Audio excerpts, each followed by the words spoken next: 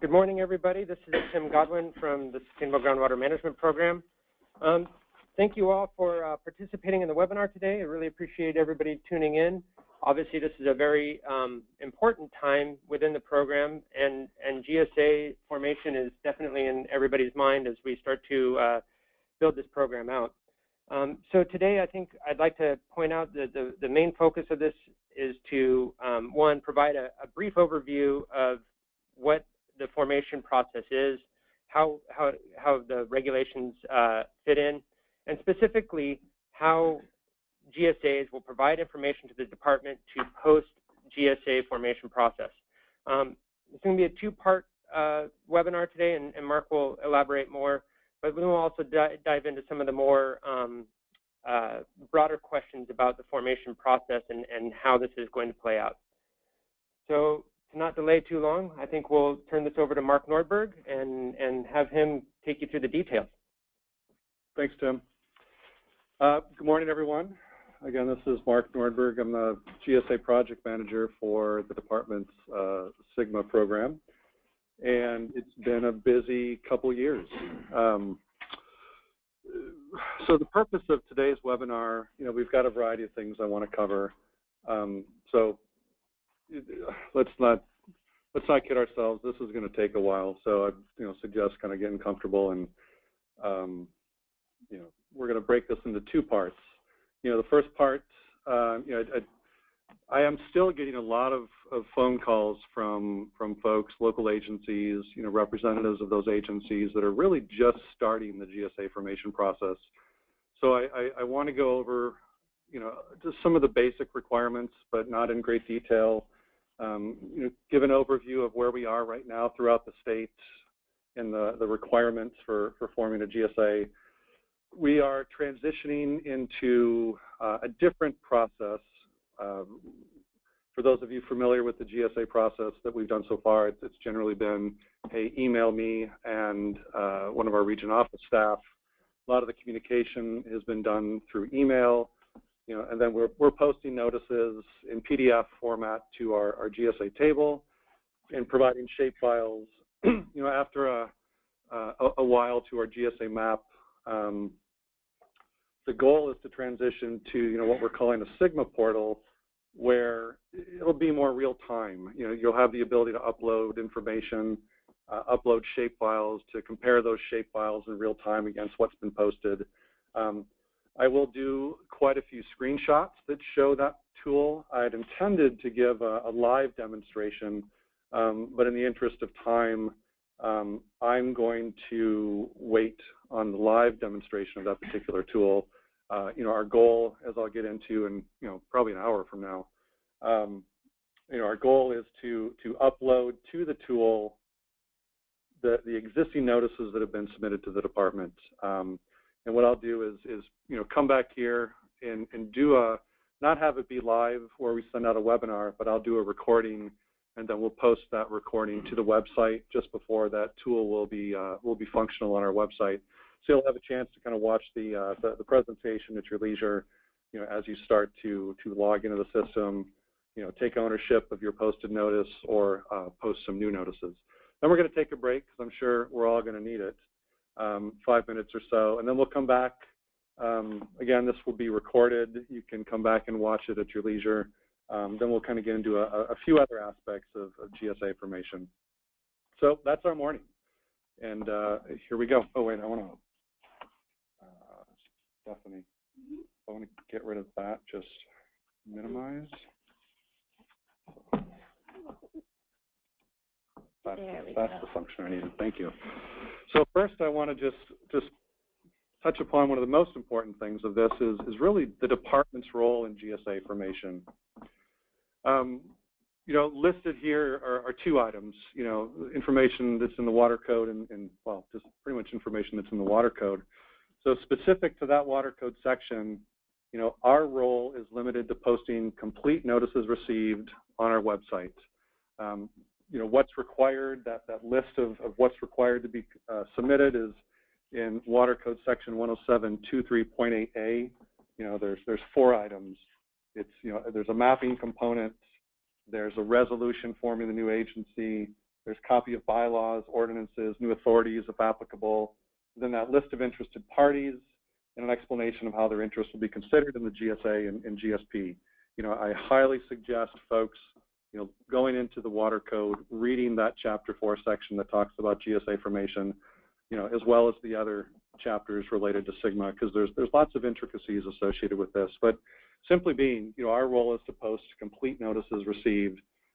Senate Bill 13 did provide some amendments to what SGMA initially stated, and our role initially was even less, if you will. Our role was simply to post all notices received on our website within 15 days. So just to clarify, what our role is and is not, our role is not to determine GSA eligibility. Local agencies should have that determination already whether or not they're eligible to form a GSA, and we can kind of get into that in a slide or two. Our role is not to approve or deny a local agency's formation notice. There has been numerous times where we've posted a notice. I've received phone calls giving me an explanation as to why we should withdraw that notice, and we do not have that authority. Our role is simply to post complete notices. We do not resolve local agency or GSA disputes.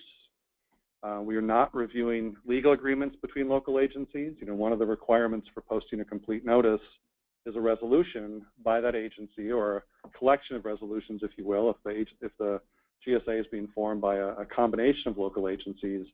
But our role is to post that information, not to review it for adequacy. We're not confirming service area boundaries. There is a requirement for a local agency to define what its service area boundaries are. We're not double checking that was an accurate representation. The whole GSA formation process is a process that's been done publicly. Public noticing, public hearing, public resolutions to form a GSA, and we're not assisting with establishing governance structures. How people should allocate votes or how people should distribute funding. So these are all local agency responsibilities, when making that decision to form a GSA. However, we will, and that's pretty clear in SGMA, we will review and determine the adequacy of a GSP.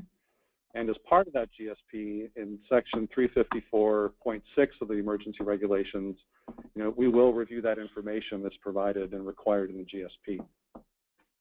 So right now, our GSA information is found at the following sites, and then the link below will ultimately get you to the portal that local agencies will be using to upload their GSA formation notices. So now I want to get into kind of where we are, the status of formations throughout the state, and then I'm just going to give a few selected examples, for reasons that kind of will work with the transition from our way of posting notices on our table and map into this particular portal. So here's a snapshot. Definitely the slide advanced on my computer, but I don't see it advancing up on the screen. Oh, I think there's a delay. There you go, a slight delay. So what hopefully is on your screen at the moment is a snapshot from our GSA formation map. If you want to see where that map is, the URL is at the top. So what this shows is the spatial distribution of those local agencies that have submitted GSA formation notices so far. Where the shapes are in green, those are those areas that have become exclusive GSAs. Where an agency has submitted a notice and a 90-day period has gone by and they haven't been overlapped by another agency. Where there's the gray and the purple, if you will, those show the locations of local agencies that have submitted a notice, but within that 90-day period, some other agency has also submitted a notice that identifies the extent of overlap, and it's that overlapped area, that will need to be resolved prior to the GSA formation deadline. So this next slide, I took out those notices that have not yet become exclusive, those notices that have some spatial overlap that they need to resolve, and I show only the GSAs that have become exclusive. And again, there's nuances to that where you're only exclusive within the boundaries of your local agency or service area boundaries. But some of the simple statistics associated with this, look at the green areas. What I don't have highlighted with the groundwater basins that are shown are those high and medium priority basins. But there's right now, I think a few more, but at least when the prioritization was done last, of the 515 groundwater basins in California, 127 of those are high and medium priority. And it's those high and medium priority basins that are subject to the requirements of SGMA, GSA formation and GSP preparation. So those 127 high and medium priority basins cover 54% of all the basin area in California. And so of that area that's subject to SGMA, exclusive GSAs cover only 23% of those high and medium priority basins. So yeah, there's notices that have been submitted that have overlap. Those areas need to resolve that overlap. And there's quite a few areas that do not yet have a GSA notification submitted. There are quite a few efforts that the department and the State Water Resources Control Board are providing right now to provide facilitation support services to local agencies. And we have, I think, around 25, 26 different contracts out there that are either ongoing or that have been completed, where our facilitators are offering some assistance to help local agencies kind of organize some difficult concepts within the basin. But kind of taking a look at this screen, we've got a ways to go. So I'll kind of give it a second. There you go. These are some numbers. Again, there's the URL for the table that we have posted online right now that shows all the entities that have submitted notices. We have 154 as of a couple days ago. We've got 154 separate notices submitted. And as I'll talk about in a few minutes, they've been submitted in any way, shape, and size. Some entities are submitting for very small portions of one basin. Other entities are claiming all alluvial portions within the boundaries of the county. But either way, we've got 154 separate notices. 75 of those notices have overlap in one or more basins that needs to be resolved. 59 have become exclusive. And then we've got a few that are in this active 90-day waiting period. We've got a few that are incomplete. Most of the reasons that make that notice complete are related to mapping. So they're working to get us some shape files that don't overlap other entities. We've got a few that are being reviewed that will be posted soon. And 6 entities have actually withdrawn their notice for a variety of reasons. 88 basins have GSAs, and that doesn't necessarily mean the entire basin is covered by a GSA. It just has a GSA covering a portion. Some basins are fully covered, but basically 88 basins have GSAs. The interesting number here is there's 127 high and medium priority basins that are subject to SGMA. Only 57 of those 127 high and medium priority basins, I can ignore that. Okay. We just had a blackout on our screen. Hopefully it's not being seen on your screen. There's still 70 basins throughout the state that do not yet have a GSA formation established. And then 30 counties. And again, we'll get into kind of the county requirements in a little bit. GSA formation examples. Like I touched upon, some agencies are submitting, single notice. Some agencies have chosen to kind of submit multiple notices. There's numerous notices throughout the state, like I showed on the map and in those statistics in the slide before this, that have overlap that needs to be addressed. That decision to become a GSA, doesn't take effect until the overlap is resolved. And again, an agency is only going to be exclusive within the service area boundaries. There are some agencies that are forming GSAs outside of their service area boundaries. These may or may not be unmanaged areas, but we can get into some of those details in a little bit. Did I skip a slide? Let me just check back. I did not skip a slide. Okay, we'll keep on going. Just a few examples. Here is the Colusa Subbasin in Northern California. And I'm using this because this does show a good example of coordination. So this was one of the basins where early on, numerous local agencies started submitting GSA formation notices in early 2015. In this particular case, both Colusa and Glenn counties filed notices for all alluvial portions within their counties and created this overlap. And because of the overlap, no exclusive GSA could be determined. These two counties do have DWR-funded facilitation support services.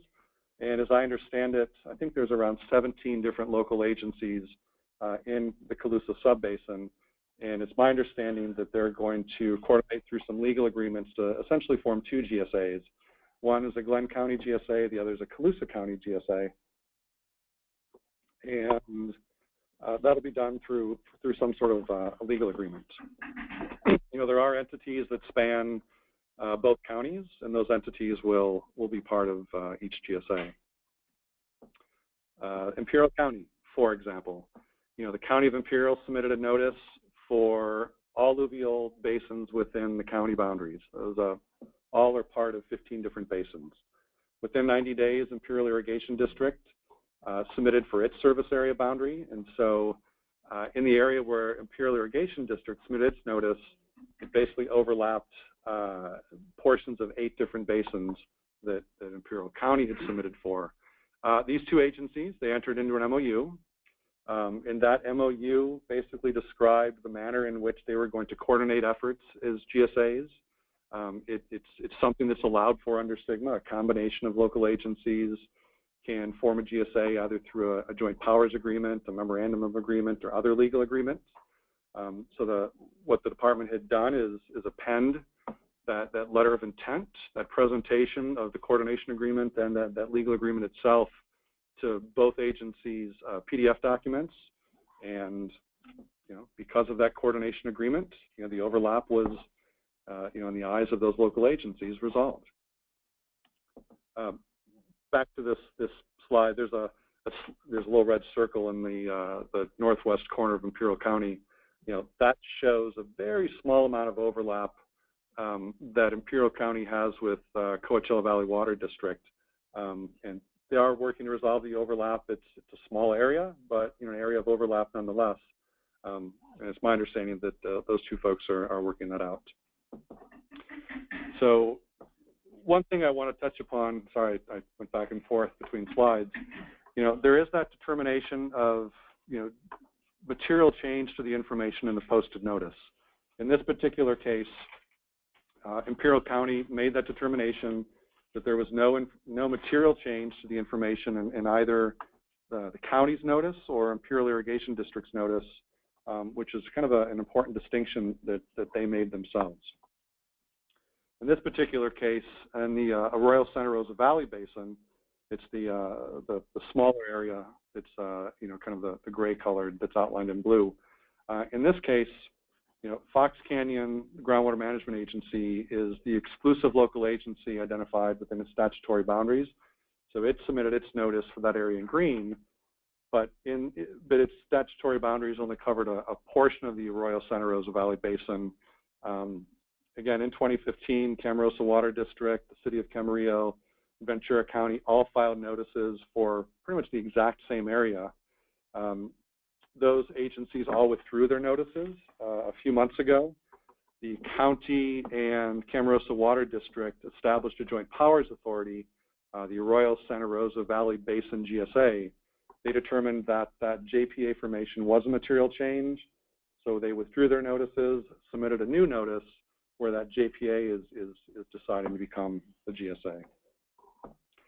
So lots of background, and at this point I'll go through just some of the general GSA formation requirements that led up to a lot of these notices being submitted, and some of the considerations that are going to need to be made moving forward. So again, criteria for becoming a GSA, just again starting with the basics.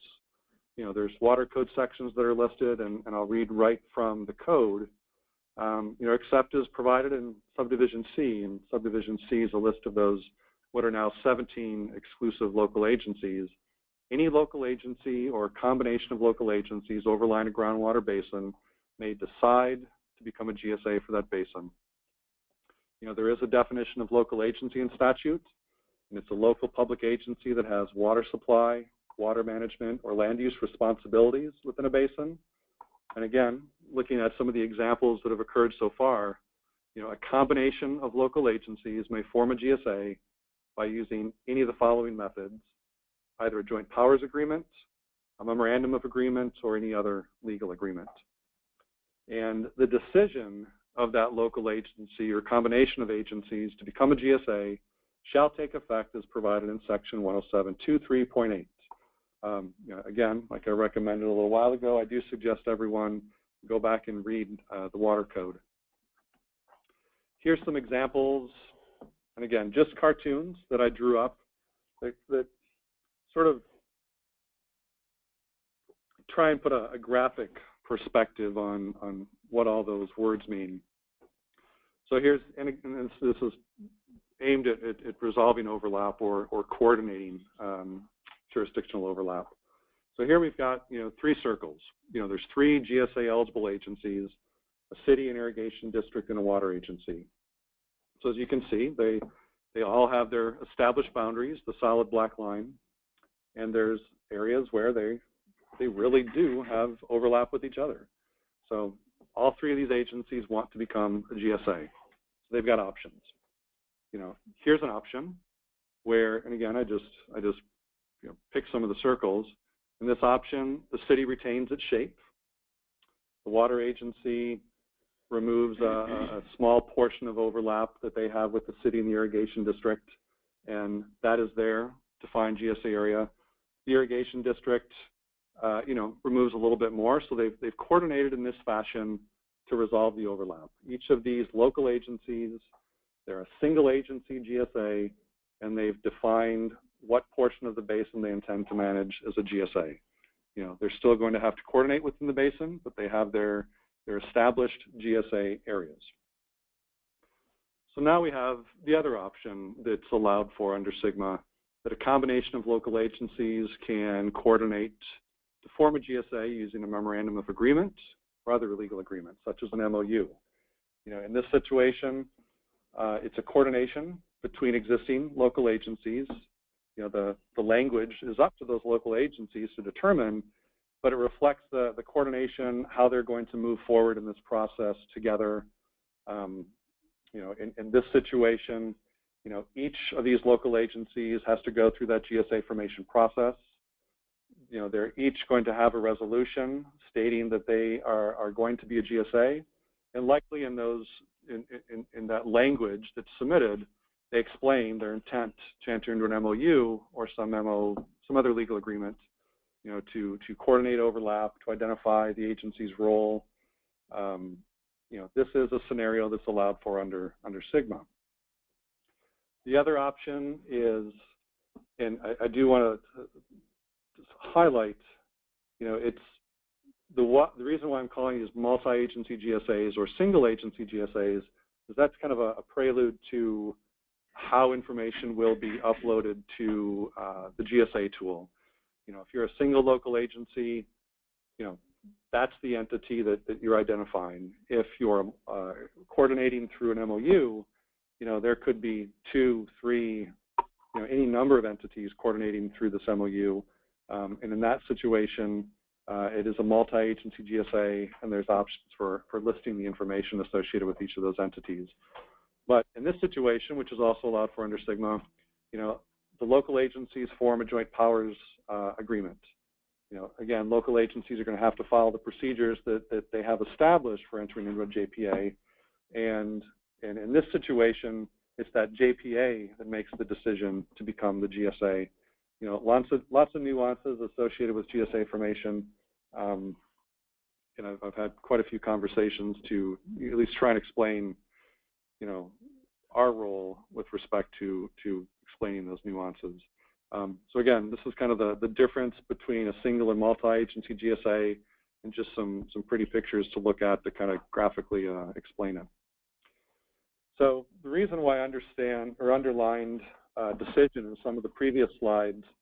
So this is the language that discusses overlap, some of the consequences of overlap, and at least guidance in statute on how to resolve that overlap. So I broke this into 4 bullets, but this one water code section, which is listed at the top, you know, is kind of a big section in 4 sentences. So just to slightly paraphrase, you know, a local agency might make that decision to become a GSA, but they actually don't become a GSA until 90 days pass and no other local agency files a notice as well. So if another notification is filed within 90 days, that decision shall not take effect unless the overlap's resolved. You know, so how do you resolve the overlap? There's not a lot of language in statute that really discusses that, other than saying the local agencies shall seek to reach agreement to allow prompt designation of a GSA. And this is where the language comes in with respect to material change. You know, if entities have come in on their own, essentially as single agency GSAs, and they have overlap with each other, it's the responsibility of the local agency to make that determination, or the combination of local agencies involved, to make that determination if a material change from the information in the posted notice has occurred. It's the responsibility of the local agency to make that determination, not the department. There's been, you know, several instances that we've posted online where local agencies have made changes to their posted notice. The example I gave with the Arroyo Santa Rosa Valley Basin, you know, they determined that, yeah, you know, we withdrew our notices, we formed a JPA, you know, we're going to resubmit our notice because we did consider that to be a material change. However, the scenario that I gave a few slides ago with respect to the coordination through an MOU with Imperial County and Imperial Irrigation District, you know, they made that determination that a material change did not occur. They provided the MOU and the language in that MOU that resolved the overlap. And the reason where there's the distinction between yes or no, there is a material change.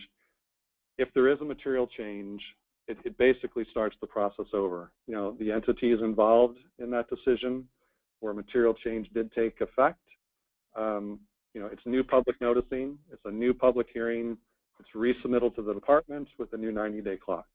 So it's the clear distinction between yes or no, material change did occur, but it's the responsibility of the local agencies to make that distinction. Criteria for becoming a GSA.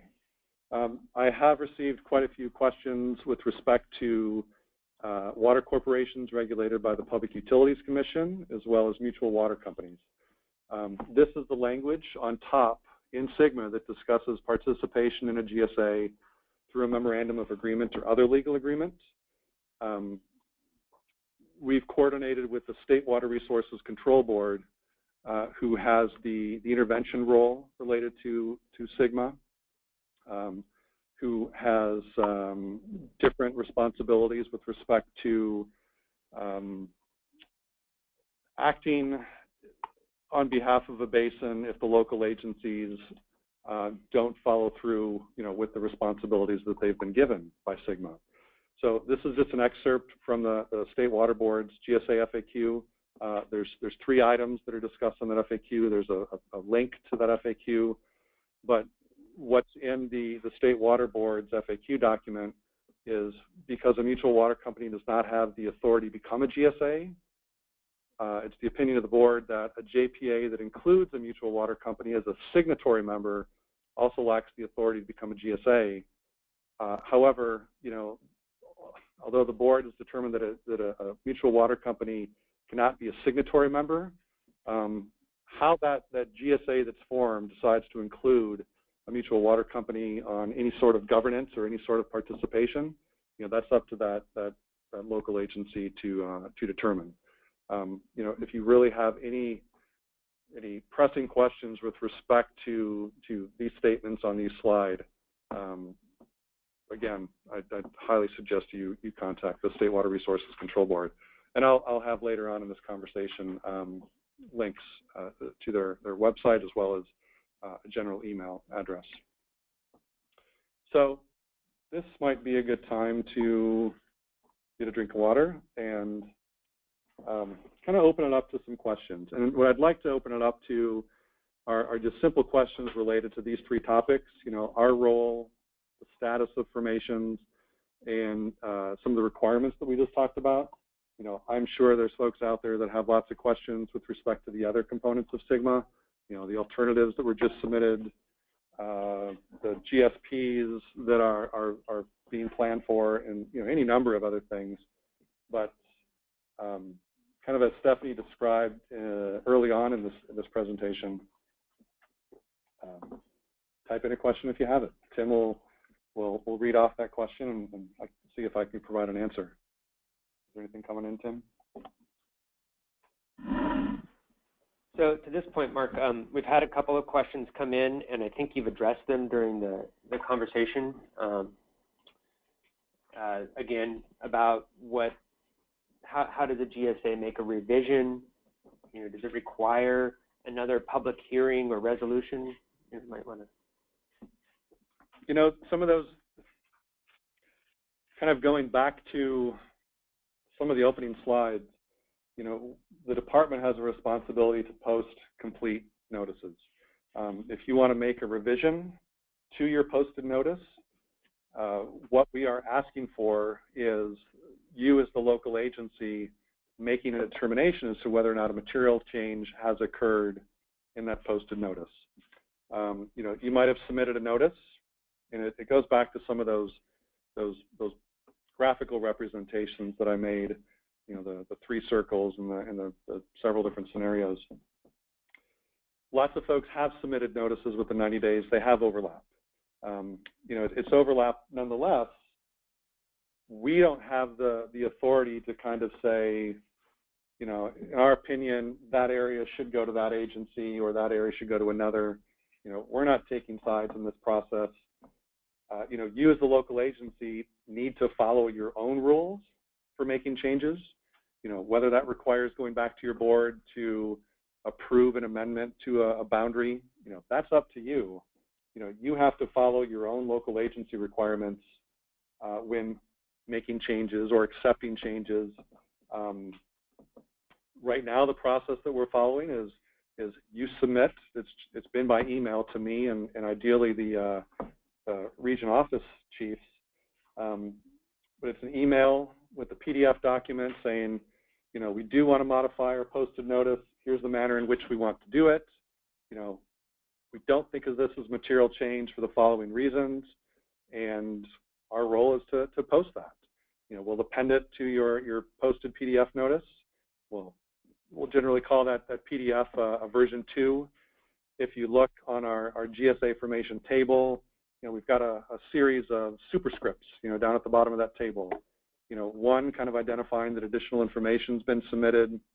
Don't have the table in front of me, but there's superscripts for, it appears this local agency has exceeded its surface area boundaries when forming its GSA.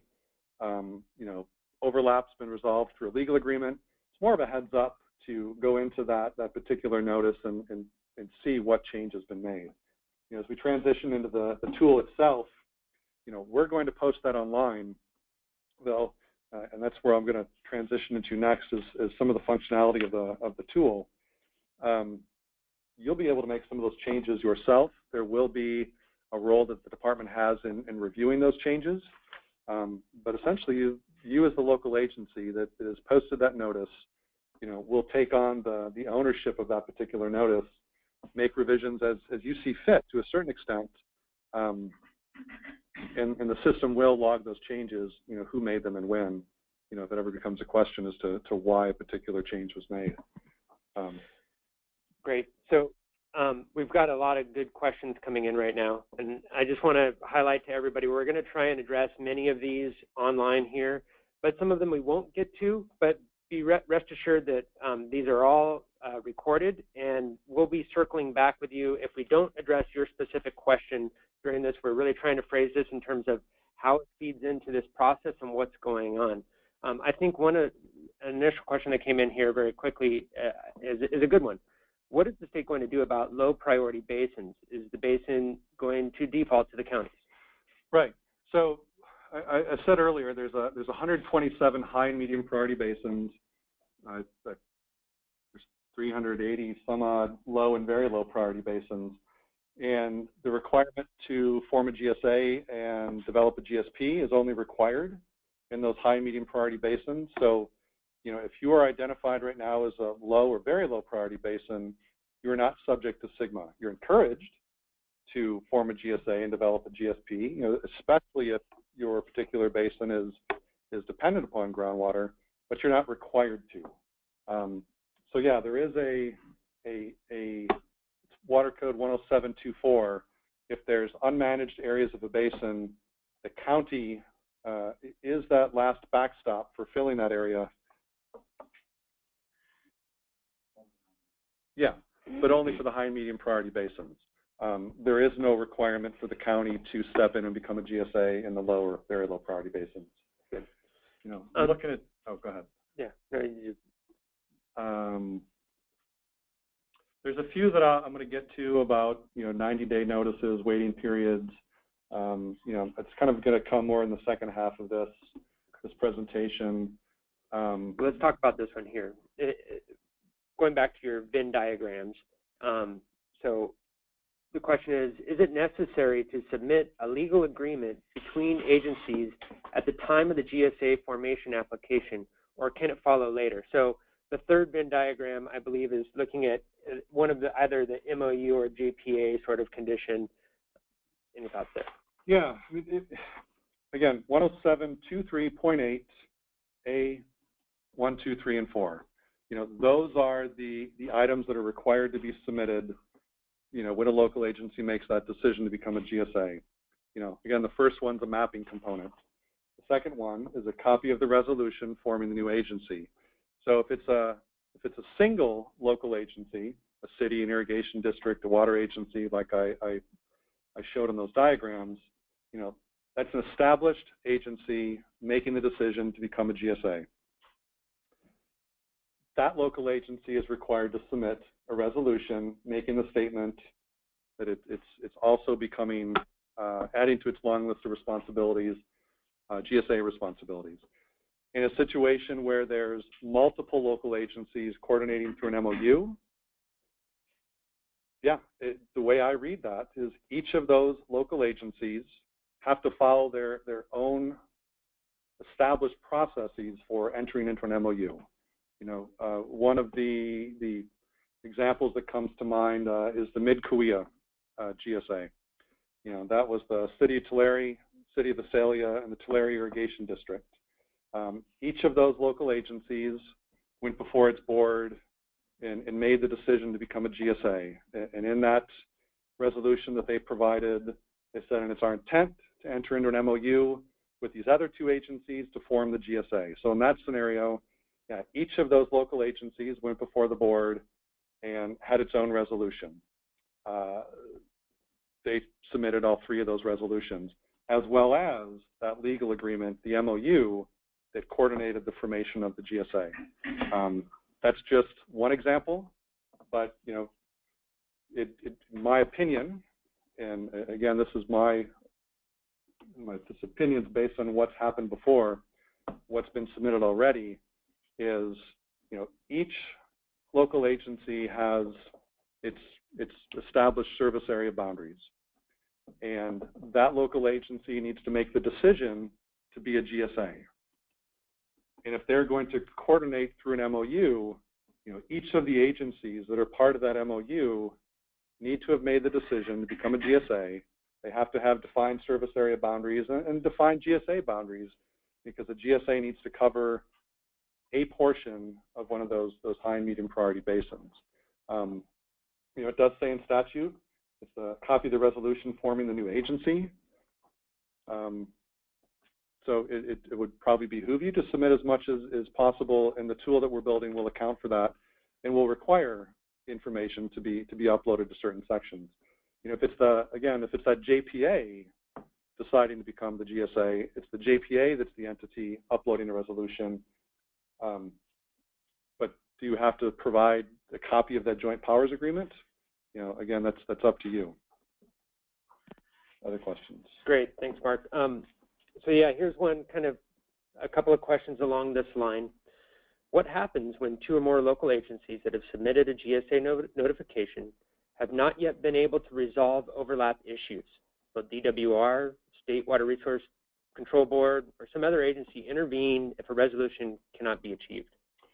Yeah, and I'll get into that again in the second half of the presentation. But again, just leading back to our role for posting notices and those first couple slides that describe what the department does not. It's not our role to resolve that overlap. It's the responsibility of the local agencies to resolve that overlap. So, just to kind of get to the short of it, it's the state board's responsibility to step in after June 30th, 2017, if the posted notices haven't resolved overlap.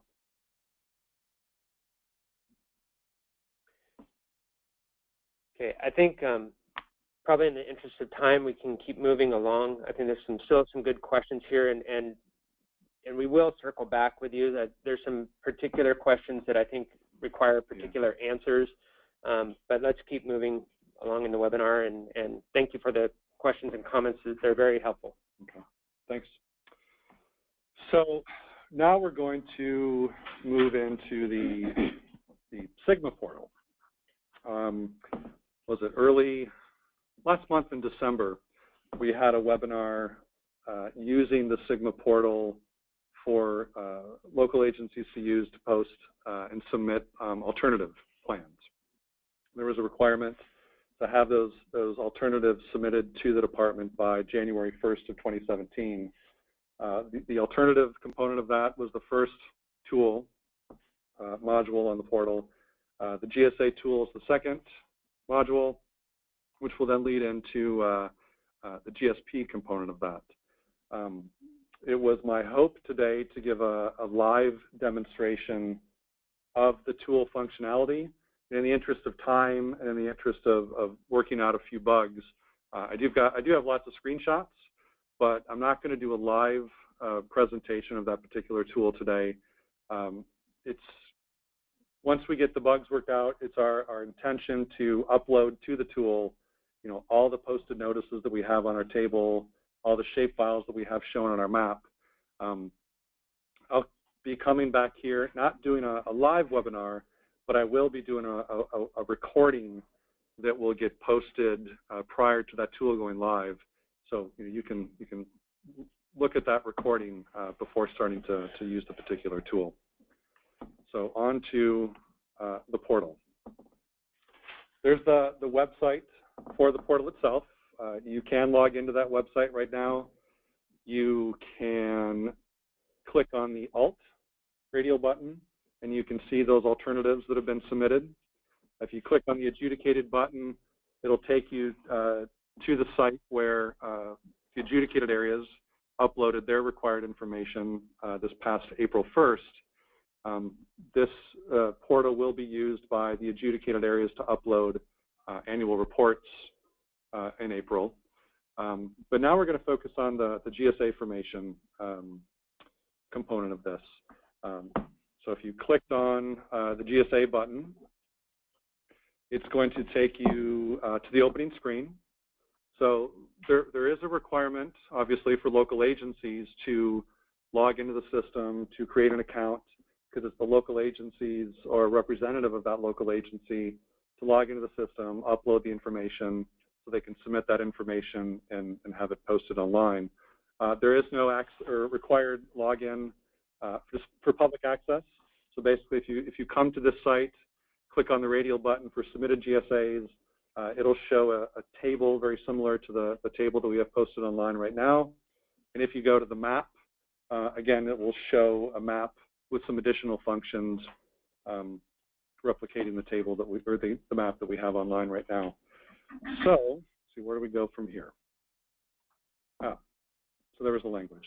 So just kind of to start to go down, I'm going to give a variety of screenshots that show what you'll see as a local agency when you log in.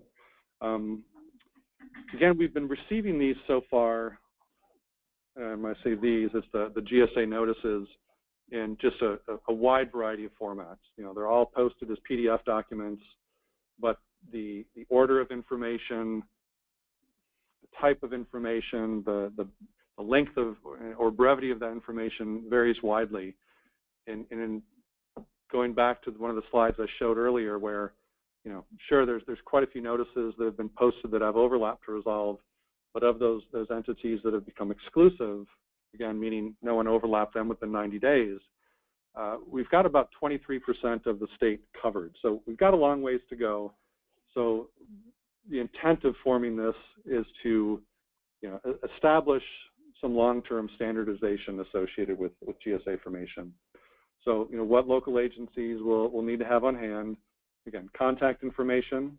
You could do we do want a single point of contact, but there's an opportunity to provide additional points of contact.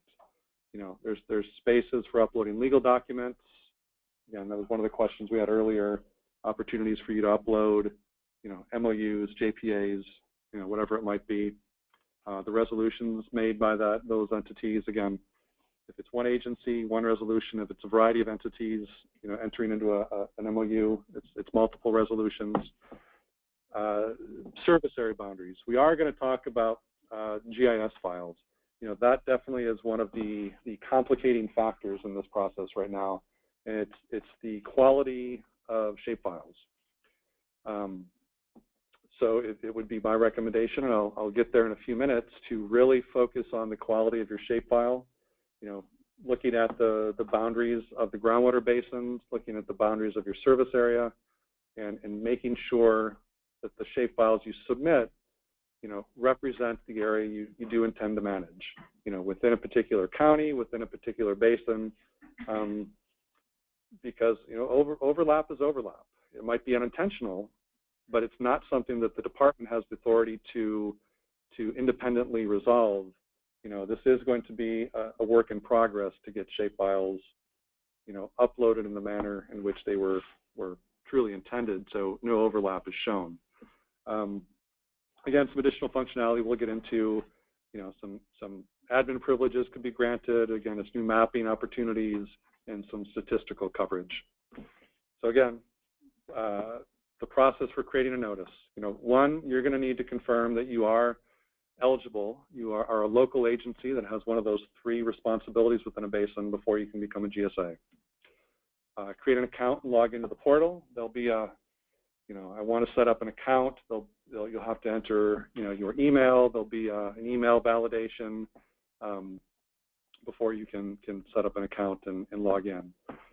Do have contact information available. Name, address, phone number.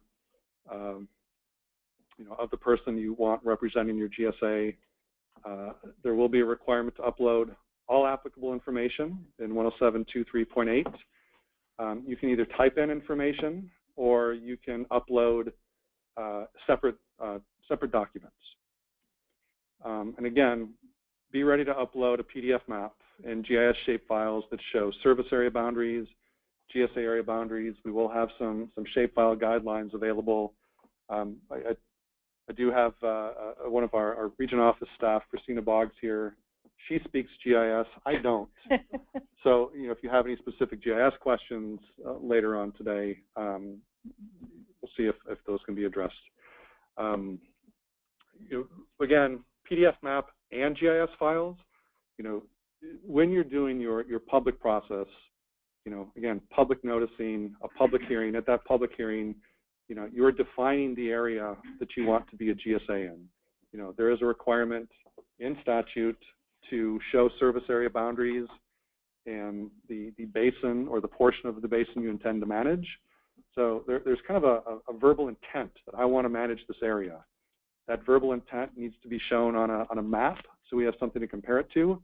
And then when you upload those GIS files, as part of our review process, we'll want to make sure that the shape files that were uploaded, as far as we can tell, match that intent that was provided on a map. So yeah, you're going to need a PDF map that show those boundaries, as well as the shape files that correspond with those boundaries on the map. If they're radically different,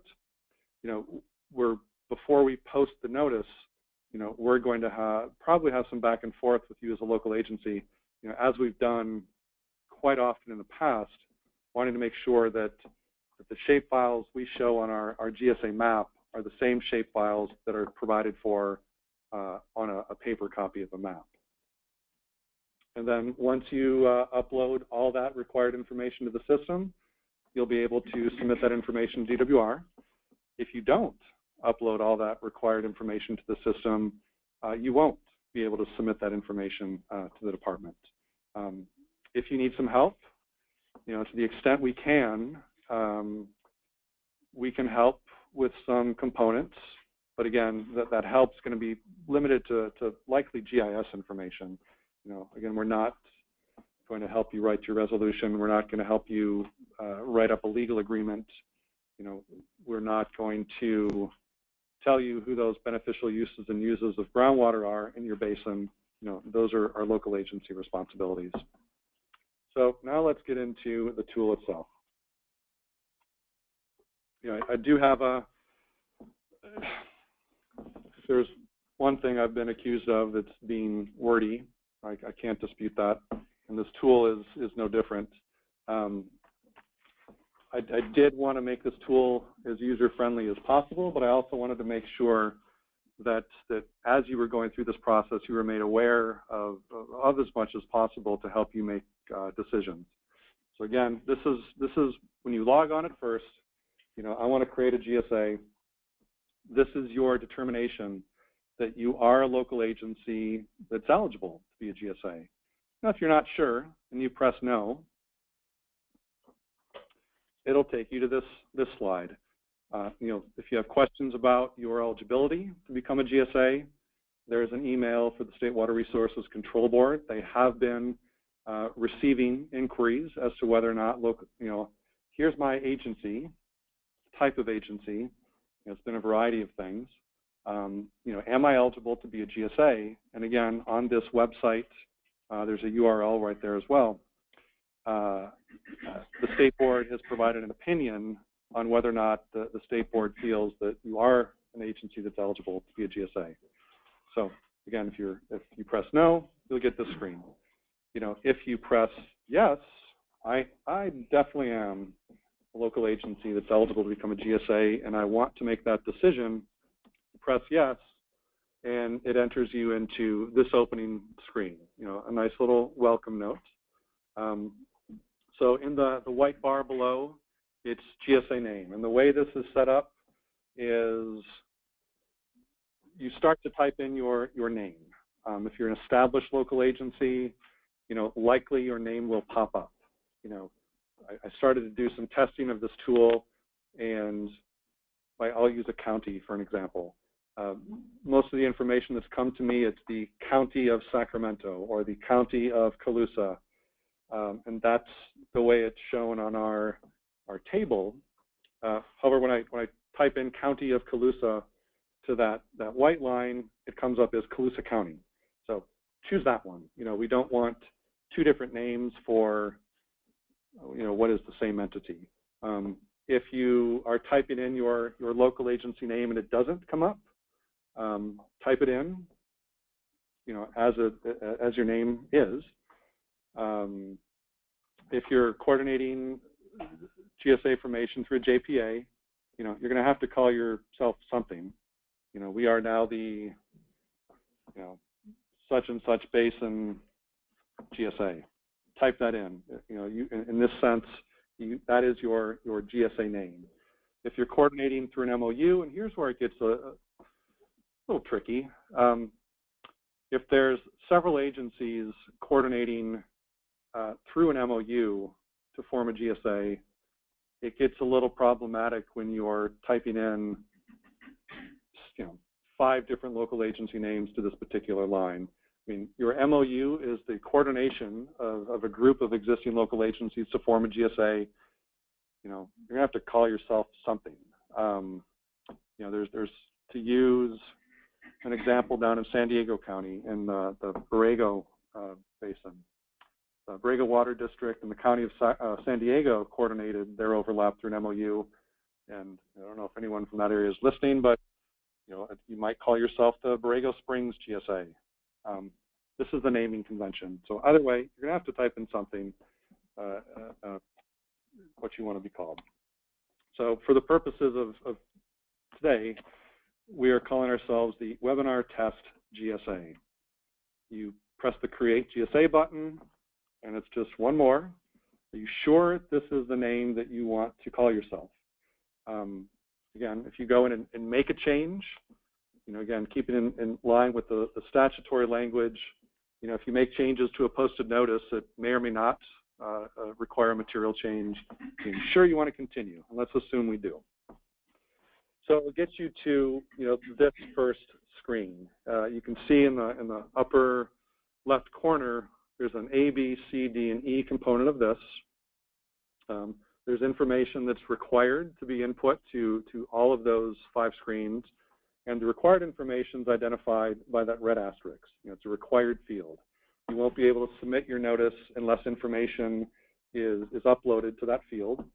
And again, by uploading information to that field, your notice may be considered complete, but then that starts our review process. One, to make sure that you uploaded the right document to the right field. For example, if you uploaded your resolution document to your beneficial uses and users section, we're going to call you back or communicate back to you using our nifty communicator tool, which is shown in one of those white boxes. Hey, before we can post your notice, you're going to need to upload the right document. You have not provided a list of those interested parties, and provide an explanation of how their interests will be considered. So that's our review process.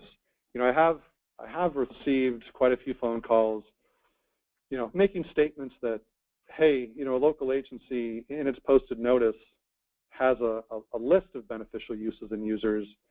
They didn't list everyone. Well,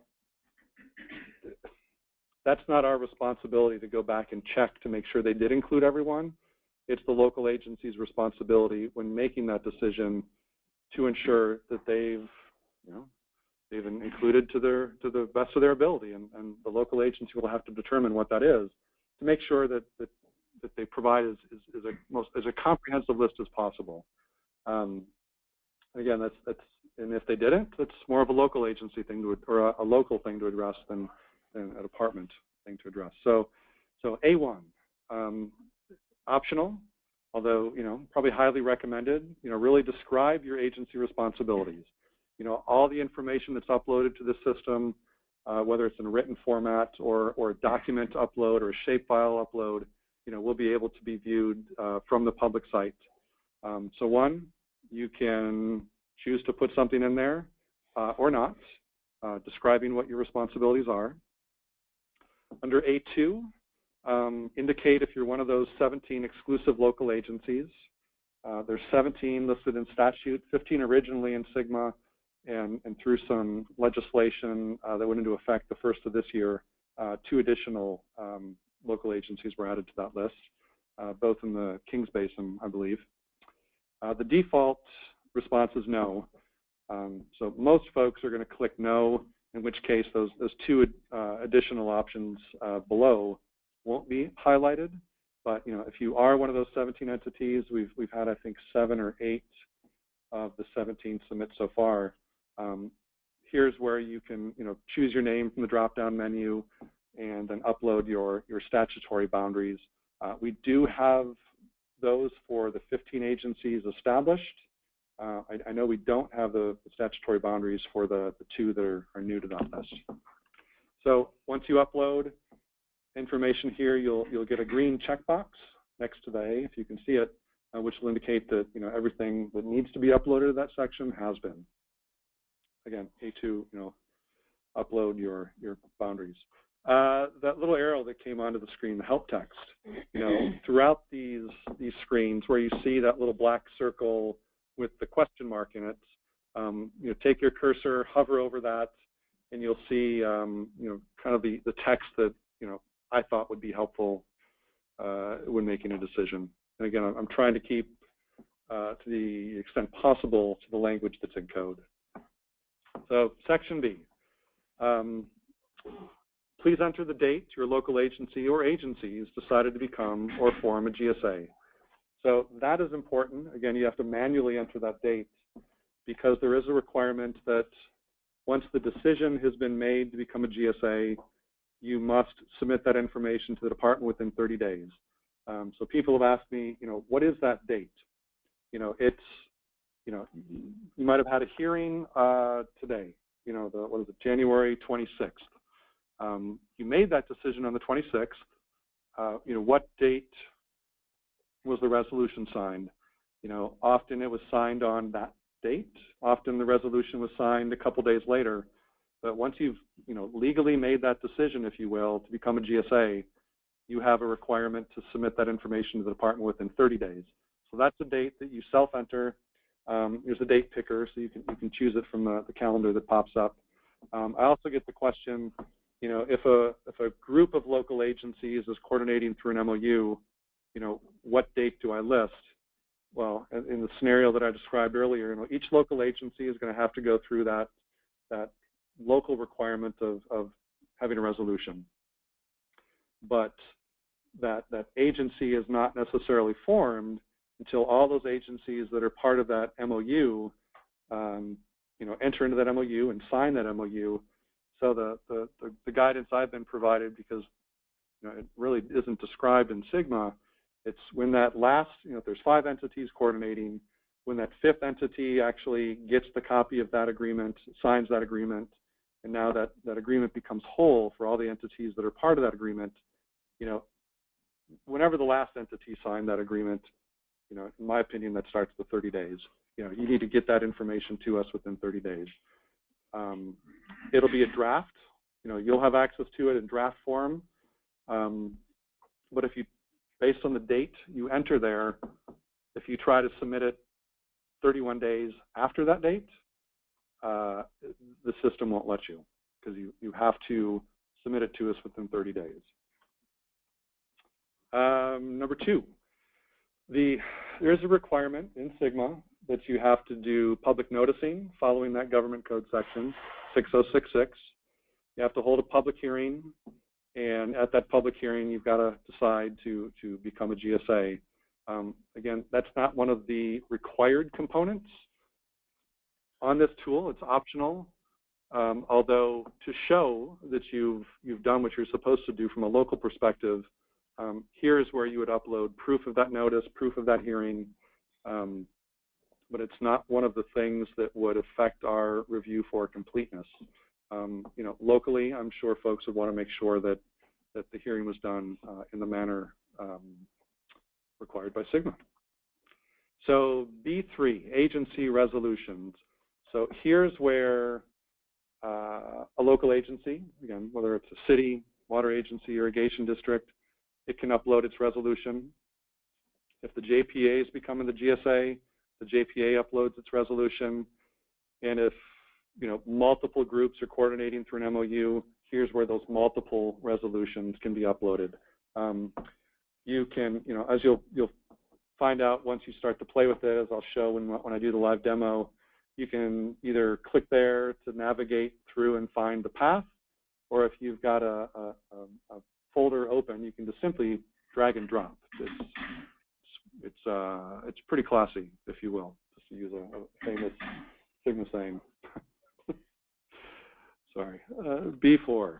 So here again, this is where you can kind of upload whatever you want. Any additional information that you feel is relevant to the formation of your GSA.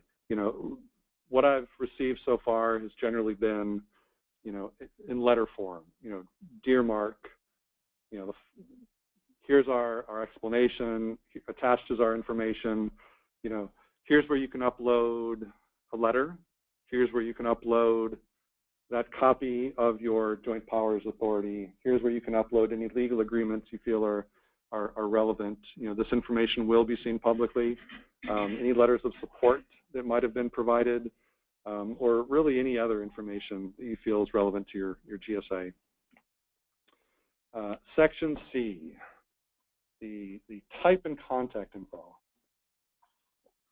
Here is where you can select the point of contact for your GSA. You might have multiple options available, and once you click on that, you can choose an existing one, you can add a new one, you can replace the point of contact, you'll have options for folks that are kind of the primary person for receiving emails. So that's the point of contact. There are entities that have submitted multiple notices within the same basin, for a variety of reasons. So again, not a required component, but a way for the local agencies to keep track of their entities. It could be GSA 1, GSA 2, GSA 3, or you might have some local designation for what that area is called. Just a way for you to keep track of which notice is which notice. Number 3, that's local ID. So number 3 is that distinction, am I a single entity? City, county, water agency, and if you're a single agency, number 4 won't be shown. But again, if you're coordinating through a legal agreement and there's multiple entities associated with that legal agreement, you click on multiple agency, and then you'll have the opportunity to, list information associated with all those entities that are part of your agreement. And you'll have the opportunity to go back and add and edit and do what you need to do for Section C. And that's C4. So Section D, boundaries. On 1, you will have the opportunity to select the basin or the basins you intend to manage. And again, we've received these in any different number of ways. One entity might be a small little area in the middle of one basin. I gave Imperial County as an example earlier. Here's where the Imperial County would log in. Could log in, and they could choose 15 different basins, on this picker. So 1 or more basins. So here D2 is our need to compare GIS files with the area you kind of intend to manage. So if you look on the posted notices so far, everybody has a map. There are no mapping requirements other than, you need to identify service area boundaries. You need to identify basin boundaries, and we'll talk about basin boundaries in a minute or so. If you want the whole basin, identify the boundaries of the whole basin. If you intend to manage, a portion of one basin, make that map readable so, not only the department, but any other person from the public can truly understand what portion of the basin you're intending to manage. So we need that PDF map that shows service area boundaries and GSA area boundaries, when we compare that to shape files. So D3, if it's a single local agency, I'll use a county for an example. Its service area boundaries are the whole county. You can type in, our service area is the whole county. But but a local agency is going to have to make that determination of what their service area boundaries are. Service area is not defined in SGMA, so we're relying upon the local agency through a public process to define what its service area boundaries are. Upload those shape files, that shape file or shape files. So you can, if there's 3 entities coordinating together, you can upload 3 separate shape files that identifies the service area of each entity, or you can kind of combine them into one service area boundary. D4 is the requirement to upload GSA boundaries, and that's just 1. So in the scenario I just gave, if 3 local agencies are coordinating through an MOU, you can upload 1 or 3 shape files, but the GSA area related to that those 3 local agencies needs to be uploaded as 1 shape file. There will be a checker. So as you upload shape files, if you upload a GSA boundary that is fully within your service area, you won't necessarily get that red flag. But if you upload a GSA boundary that exceeds your service area, there will be a little red warning just to let you know that you've exceeded your service area boundaries when making that decision to be a GSA. And this is Christine. I'm going to add something too. One of the things I also want to draw your attention to is here on this section D, there's a list of recommendations for your mapping components for your shapefiles. that give recommended projections and other coordinate information. So if you're the map person or if you're talking to your GIS staff, this type of detail will help them as they prepare for this submittal. Thanks. That was good, because we will get into, I think on the next couple slides, some boundary information. So D1, 2, 3, and 4, you know, if you've got some clarifying information, you know, here's our shapefile, this is what we have. It's our intent to only manage within this basin, within this county. You know, this is your opportunity to just verbally describe why you did what you did. I don't know if you can see my, there's no pointer. Anyway, you can see that orange box, the blue box, which is only accessible by DWR. That third one down is the communicator. You know, if you truly are in need of assistance of GIS help, you know, and you don't have shapefiles to upload, you know, you do have to upload a map. But if you don't have GIS assistance, you know, we may not necessarily be able to offer, you know, assistance to everyone that asks, but we'll do what we can. You know, you can type in D3 and D4, you know, I need some help, because something has to be uploaded to those sections. Then you can use that communicator tool to notify DWR and request some assistance, and we'll see what we can do. You know, we do want confirmation that that information that you uploaded, you know, to the best of your knowledge, you know, is the right information, and then we can move on. So groundwater basin boundaries, you know, this, if you've been following SGMA, you've known that boundaries just changed. One of the requirements in SGMA was to have the department establish a set of regulations to allow local agencies to make boundary change requests. That was done in 2016. We made those boundaries final, I believe, in October, and they were published this past month in Bulletin 118, the 2016 update to Bulletin 118. You need to use the boundaries that were established through this revision process. You know, this URL right there will get you to DWR website. Please go download those new boundaries, become familiar with those boundaries. Hopefully they are what you think they are. But when you submit shape files to the department using this tool, the shapefile check, if you will be based on the new boundaries of the basin.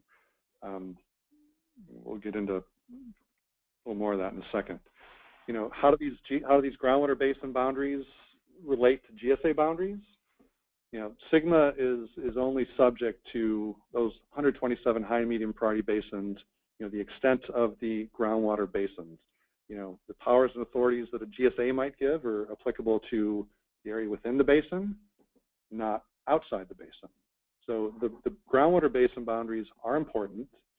You know, your service area boundaries obviously can extend to whatever they happen to be outside of a basin. However, the GSA boundaries need to be constrained to within the boundaries of a basin. You know, and again, you have to show service area boundaries and then the boundaries of the basin you intend to manage. You know, there were some questions about, you know, how do I modify my GSA boundary? You know, again, SGMA is kind of silent about modifying those boundaries.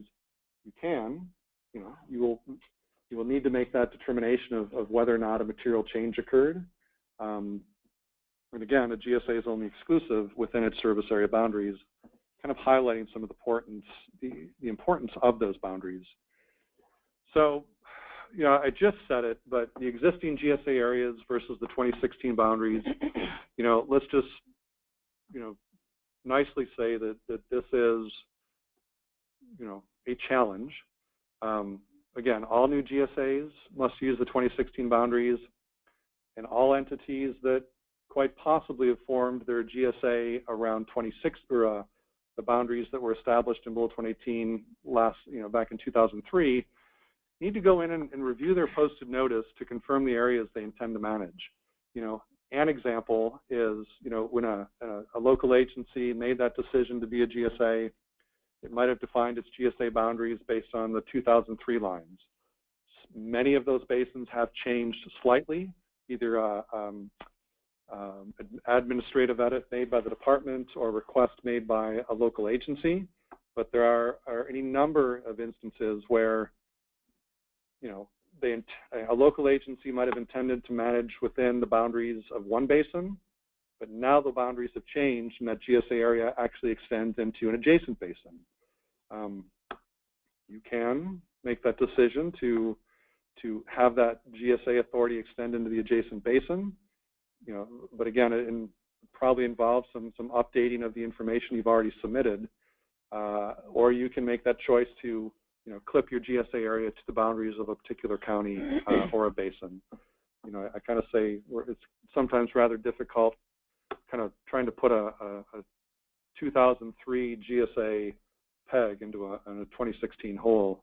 You know, sometimes it works, but especially if your GSA area has been formed along the boundaries of a basin, it may or may not necessarily align the way you think it does.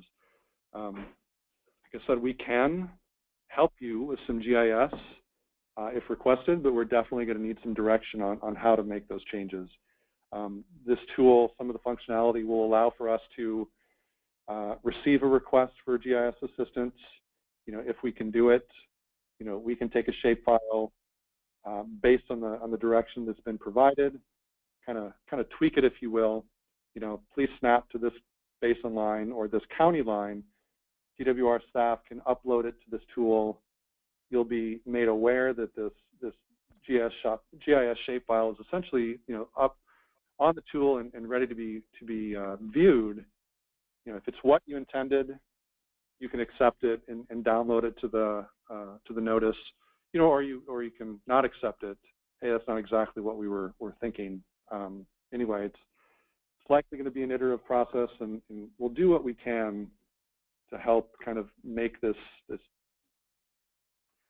GIS effort go as smoothly as possible. Yeah, with that, the reason why we actually made specific items as part of this new tool to help those agencies who don't have the GIS support that maybe larger agencies might have. And so we're ready to help. Just ask. Yeah, I mean, just as I was practicing the other day with the tool, kind of uploading shapefiles we had available that had been submitted by entities, and some of the functionality of the tool is when a shapefile is uploaded, it will identify overlap. It will identify spatially, you know, what county you happen to be in. And although it's, you know, don't worry, we'll work through it. But for example, I'm not picking on any one county in particular. You know, I uploaded the GIS files we had for Colusa County, and you know, one might think that GIS shapefile would say our GSA is in Colusa County, but because there was on a magnitude of, I'm talking several feet, you know, it extended into Glenn County, extended into Butte County, extended into Yolo County, you know, extended oh so slightly into adjacent counties. And I know that wasn't the intent of the Colusa County submittal, but the tool is identifying those boundaries. It is what it is. So at that point, you know, it would be my recommendation to, you know, have the county go in and make sure that the shapefile that they could re-upload to that system, you know, does snap from a GIS perspective to the boundaries of the county or a particular basin. It is becoming challenging, let's just say. Here is an example of some of the change. This one is you know, kind of the San Joaquin County area, Stanislaus County area. You know, as part of the basin boundary modification request, you know, what was the Tracy Basin, which you can kind of see with that line. You know, in this particular case, you know, a variety of local agencies submitted notices in the Tracy Basin.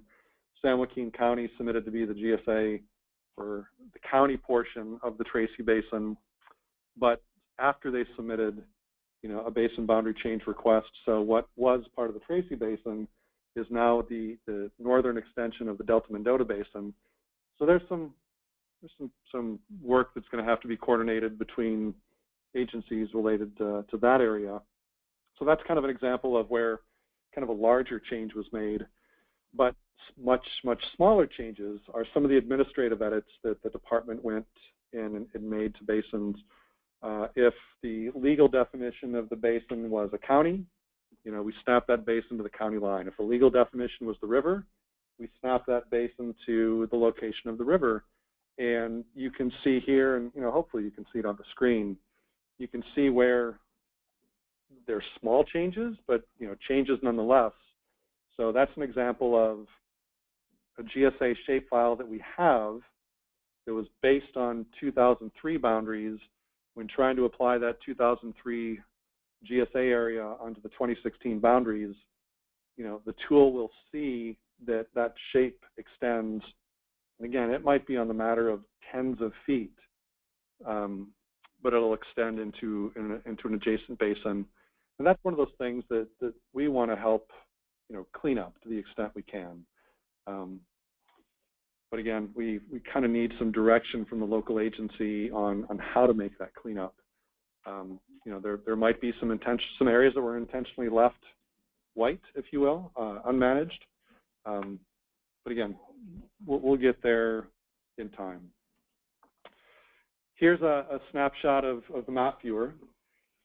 Hopefully you've all had a chance to go into the GSA map that we have posted online. Our intent is to have this map show the same information or very similar information, but it's going to be, it's going to have more bells and whistles, if you will. It's got a base map gallery, which is kind of shown here.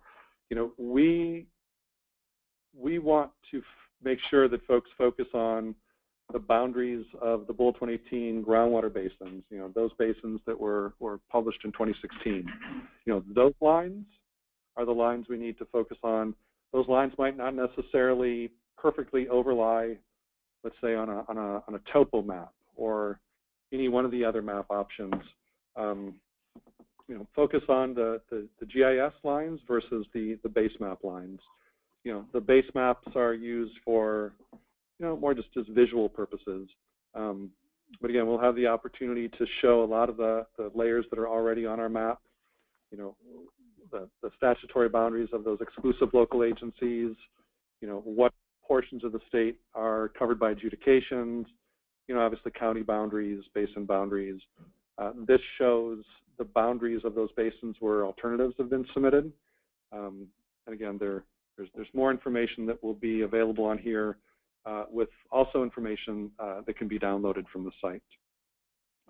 Also, if you look at the box under the base map gallery, you'll have the ability to zoom in pretty close to some of these lines, and there's a tool, a measurement tool that'll be able to show distance between 2 points. We'll also be able to measure, just for fun, the area of a polygon you can create. And then finally, the last section, those other required items, list of interested parties developed pursuant to Water Code section, a list of the other agencies managing or proposing to manage groundwater, and any bylaws, ordinances, or new authorities that were established. We really haven't had many folks upload those or provide those. And here you can either upload a document, or to make sure that the notice is complete, you can simply say, in section E2, for example, or I'm sorry, maybe E3, no bylaws, ordinances, or authorities were adopted. But something needs to be provided to one of those sections. So when all information's been uploaded to the tool, it can be submitted to the department for review. So what I'd hoped today is to kind of show some of the functionality associated with the tool. We're going to wait, until some of the functionalities kind of been worked out. But it's our goal to pre-populate this tool with the notices that have already been provided. We have those PDF documents. We have shape files for GSA areas. Right now we have statuses with respect to, is an agency exclusive in a particular area, or do they have overlap and they need to be resolved? There's a handful of folks right now who are in this active 90-day period. So before this tool goes live, We will upload those notices that are already provided. Status will be assigned. Most folks in their notices have provided points of contact. If you have questions, contact this person. All the PDF documents that we have on our table are going to be uploaded to Section B4. The GSA shapefiles are going to be uploaded to Section D4. And that's where the fun starts. That's where it's that 2003 peg into a 2016 hole. It's going to identify some overlap that might not necessarily be intentional. It's going to show that your GSA area might extend into an adjacent basin. There's opportunities for that local agency to then log on, kind of take ownership of that notice, upload new shapefiles, edit that notice and make that determination of material change. One of the things this tool does is log all the changes to the system, whether a change was made by a local agency, whether it was made by DWR, for whatever reason it might be. It'll identify who logged on to this notice, who made the change, when it occurred, and what sort of change was made. So here's some of the screenshots of making changes to posted notice. Kind of starting from the top, do the modifications represent a material change? If it's no, I think I have those switched. No should be yes, yes should be no. So if you decide that, yeah, these changes do represent a material change, you're probably going to have to resubmit that notice. It might be our 3 single agency single agency GSAs that have overlap. Are they coordinating through an MOU or are they forming a JPA? This is a material change, so we're going to withdraw our notices and resubmit one. If you make that determination that, nope, this is not a material change, here's some contact information of DWR staff, kind of based on our region offices who can ask, provide assistance if possible. So if you make that determination, no material changes occurred, I want to continue to edit my notice, you can go in and you can make some changes. Specific to those items, C3, C4, D1, 2, 3, and 4, those are related to agencies and those are related to maps. If you're making a change to one of those items, you're going to have to, save the notice, resubmit that notice. The department then will go in and kind of review those changes that were made.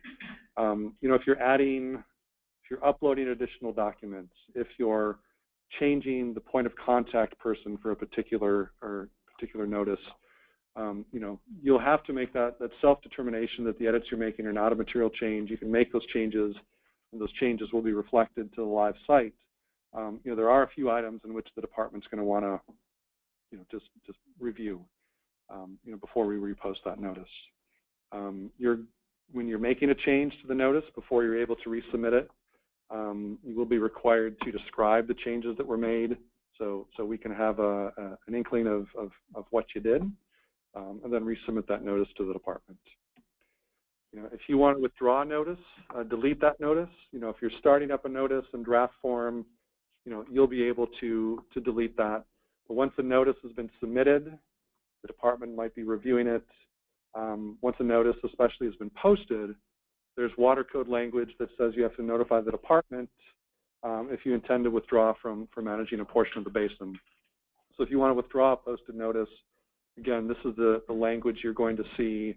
Explain why your notice is being withdrawn, and then a notice will be sent to the department, who then can have a conversation if they need to with you, but then we'll withdraw that notice. And some of the other portal functions.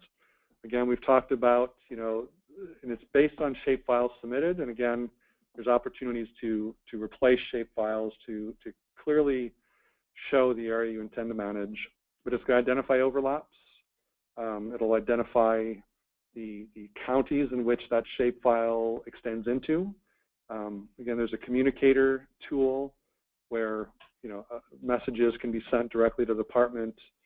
Kind of the default people that receive it are those DWR region office staff, primarily the folks that are reviewing the notices, providing the most GSA assistance, as well as the seniors in the groundwater sections. And there's an opportunity to request assistance with GIS efforts. And that might be, yeah, that might be where I was hoping to give a live demonstration. Again, you can click on that link and it'll go to the portal. If you click on the GSA side of that, it'll say under construction. But again, we're working right now to finish the tool, upload the posted notices to that tool, make sure that they appear in a manner that's consistent that we have on our table and map. And I'll come in, I'll kind of do a live demo, you know, kind of replicating what a local agency would do when uploading a new notice. Then we'll send out an email to the folks that participated in this email or this webinar, you know, as well as our Sigma portal, to let you know that the tool is now ready and willing to accept GSA formation notices. So here is where probably all of us can use a break after I've been talking for an hour and 37 minutes. Give us 5, 6, 7, 8 minutes. 5 minutes. We want to take some clarifying questions? Why don't we do that? If folks have, we'll kind of go back to this. I will take some clarifying questions related to the tool if folks do want to log off before we get to Act 2. Great. Thanks, Mark. That was very thorough and a lot of information there. So yeah, we've had a couple of questions come rolling in, and I think I'll generalize them just so we can kind of roll some of them together. One of them, or many of them, circled around, we've already submitted our GSA. Yeah. What do we do now? Good. That's a very good question. So, I mean, our intent, you know, I'd like to say this is as seamless as possible. We'll see how that goes. But our intent is to populate this tool with the notices that have already been posted. And kind of going back to this slide, again, our intent is to post those notices already. One, you know, there are entities that have become exclusive. You know, no other local agencies submitted a notice in that particular basin that overlapped them. We want to make sure we lock in those areas, if you will. Again, there's some of those exclusive areas that, let's say, extend into when you place those GSA shape files that we have on a map, because of some of the edits that were made to basins, those exclusive GSA boundaries extend into maybe an adjacent county or into an adjacent basin. In some of the overlap into an adjacent basin, and we're talking small areas, you know, and it's a GIS effort to make that right. So for those local agencies that have submitted notices, what you will expect to receive when this tool goes live, you know, DWR staff will be pre-populating this. Again, PDF document will be uploaded to B4, the shapefile to D4. The system will send you an email, and it'll be an email sent to that point of contact that would have been provided in your posted notice. I think we have emails to most folks. You know, if we don't have an email, you know, we'll probably do some outreach to make sure we get it to the right person. The system will send that person an email. That person will then be able to click on the link to go in, set up an account, you know, username, password. You know, I believe emails are going to be usernames.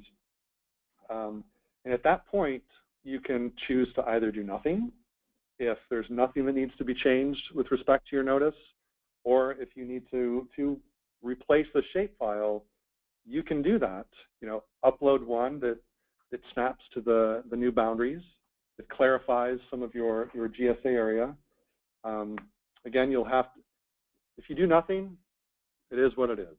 If you want to make an edit, it'll be back to that field of this is the notice that was posted. I do want to make a change to this posted notice. I'm making the determination that it is or is not a material change. Now I can go in and do what I need to do. I can change a point of contact. I can upload a new shapefile. The problem, not the problem, but the reality with that approach is we've been able to kind of on the back end only upload information to, what was it, B4 and D4, which basically has all that required information shoved into one PDF. In order for you to resubmit it in our effort to provide some standardization moving forward to this process, you'll kind of have to take that PDF document, pull it apart, and upload it on a piecemeal fashion to the rest of that information. Then you resubmit that notice, and if it's an agency change or a shapefile change, we'll review it to make sure it's complete, and you'll move forward. Great.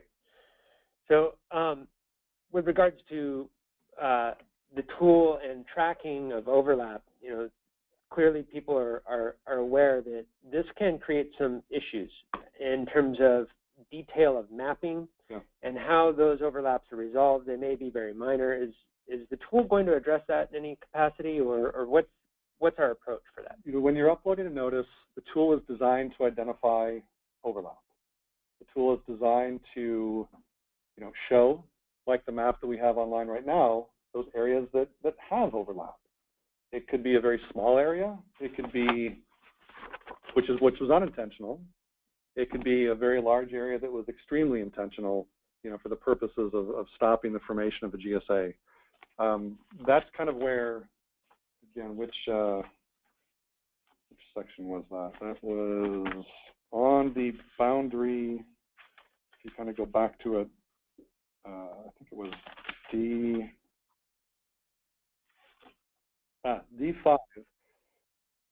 That's your opportunity to provide some clarifying information. Here's the shapefiles we have.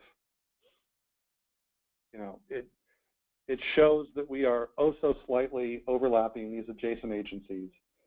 Our intent is absolutely not to I know SGMA in the statutory language really doesn't talk much about this. Overlap's overlap. It doesn't talk about the extent of overlap, but overlap's overlap. It's a good place to start by declaring your intent. It's not our intent to overlap this adjacent agency. The shapefile we uploaded does show we're overlapping in small areas. That's not our intent, but this is the shapefile we have.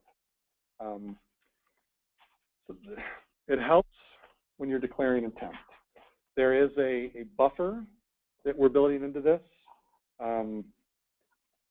It'll identify areas, but again, overlap's overlap and boundaries are boundaries, but we're trying to build into this buffer, which is, I'll talk with the developers to see how it's working. To kind of, the purpose of a buffer, and I might get some of these numbers a little wrong. If you've developed your boundaries based on a 1 to 250,000 scale map, you could take a very sharp pencil line and draw a line on that map, and the width of that pencil line is a couple thousand feet, more or less. If you drew that same pencil line on a USGS topo map, 1 to 24,000 scale map, the width of that pencil line is on the magnitude of like 30 to 50 feet. So, that is the GIS challenge associated with this. You might not have any intention to overlap, but the shapefile that you upload does. So. And so if you'd like to reach out to the local DWR staff person, they can help you if you communicate with them, hey, we don't intend to overlap our neighbor. Do you mind helping me wiggle my line so that I match up next to theirs? We can help with those kind of things. You just have to communicate your needs. Great. Yeah. So one more question before we take a quick break. And this is really, might be overreaching a little bit, but knowing that we have some need to refine some of the mapping capacities of this tool, we're refining this and uploading the current information. So an agency wants to submit their GSA in the next week or two. Yeah. Should they wait? You know, it's up to you. You know, I can't tell you can't submit it. You know, but if you want to submit in the next week or two, you know, you do it in the manner you see fit. Again, you're going to have to submit all that required information. It would be helpful if you want to have a more complete looking notice when this tool goes live. You know, you can look at this PDF document or the PDF of this presentation. You know, kind of give me separate files. Like here's a resolution. Here's our list of interested parties. You know, give me multiple PDF documents. I will have that in my folder. You know, we have a requirement to review that and post complete notices within 15 days. So if the tool isn't live for 15 days, you know, we've got to post your notice within 15 days. We'll stitch all those together and post that PDF document. But then when we're pre-populating the tool with what we have, you know, it'll be nice and easy for us to upload multiple PDF documents to the tool. So I can't tell you not to submit it. It's up to you. So we're anticipating the tool within the next week or two. I hope so within the next couple of weeks. You know, we've got to do some testing to some of the GIS functionality. It's going to take some time to upload what we have. Like I said, I think we've got about 154 separate notices, like 6 have withdrawn, so we're looking at 140 something. We want to make sure that what we upload and how we characterize those notices are accurate. So it's going to take a little time, you know, QA, QC, if you will. Great. And I guess let's squeeze in one more here. And there's been several questions to this fact, and it's a little bit part tool and a little bit your first portion of the presentation. In terms of the timing of submitting your GSA submission, with regards to the June 30 deadline, right, does the 90-day period have to be complete by that June 30? Yeah, and that's something that I'm going to show in part 2. But okay. If anyone's asking that question that wants to leave at this point, you know, again, our responsibility is posting notices. You know, there's intervention language in Sigma that if a local agency is not, if a GSA does not cover the entirety of a basin after June 30th, 2017, the state board can intervene. You know, there's a timeline associated for counties to opt in or opt out. But I'll show a slide after the break that, you know, we've been coordinating with the state board. They have a FAQ document, kind of the same URL that was on that slide that talked about mutual water companies, that as long as you've submitted, you know, using this tool, as long as you've submitted a notice on June 30th, that's good. You know, granted, we got to review that, so we might not post it until mid-July, and then, you know, you might have made that decision to become a GSA, which isn't going to take effect for another 90 days. So now we're talking August, September, mid-October before that decision takes effect. But anywhere in that time period, you know, if you haven't coordinated well with other local agencies, another local agency could still submit a notice after that point, overlap you, and you know, create that decision shall not take effect, in which case no GSA is formed, it would be considered an unmanaged area by the board. But at that point, it's up to the discretion of the board how they move forward, you know, when overlap occurs after June 30th.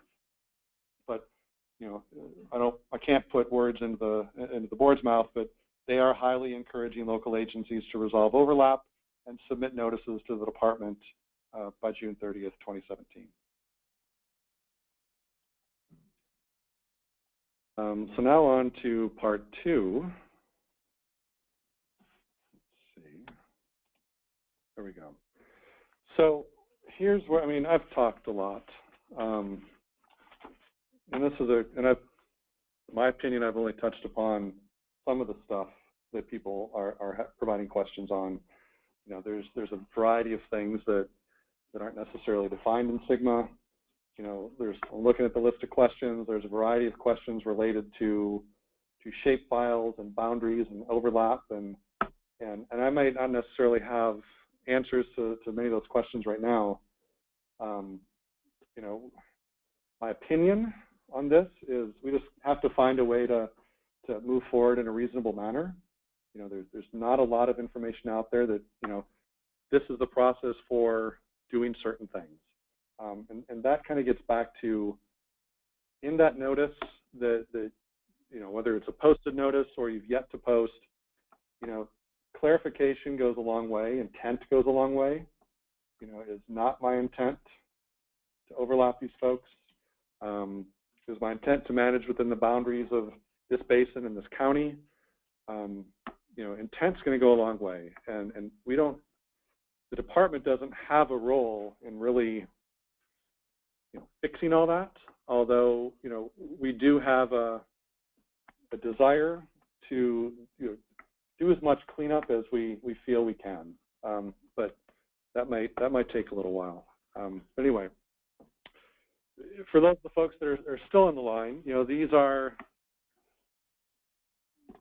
I'm going to probably stick to the script as much as possible.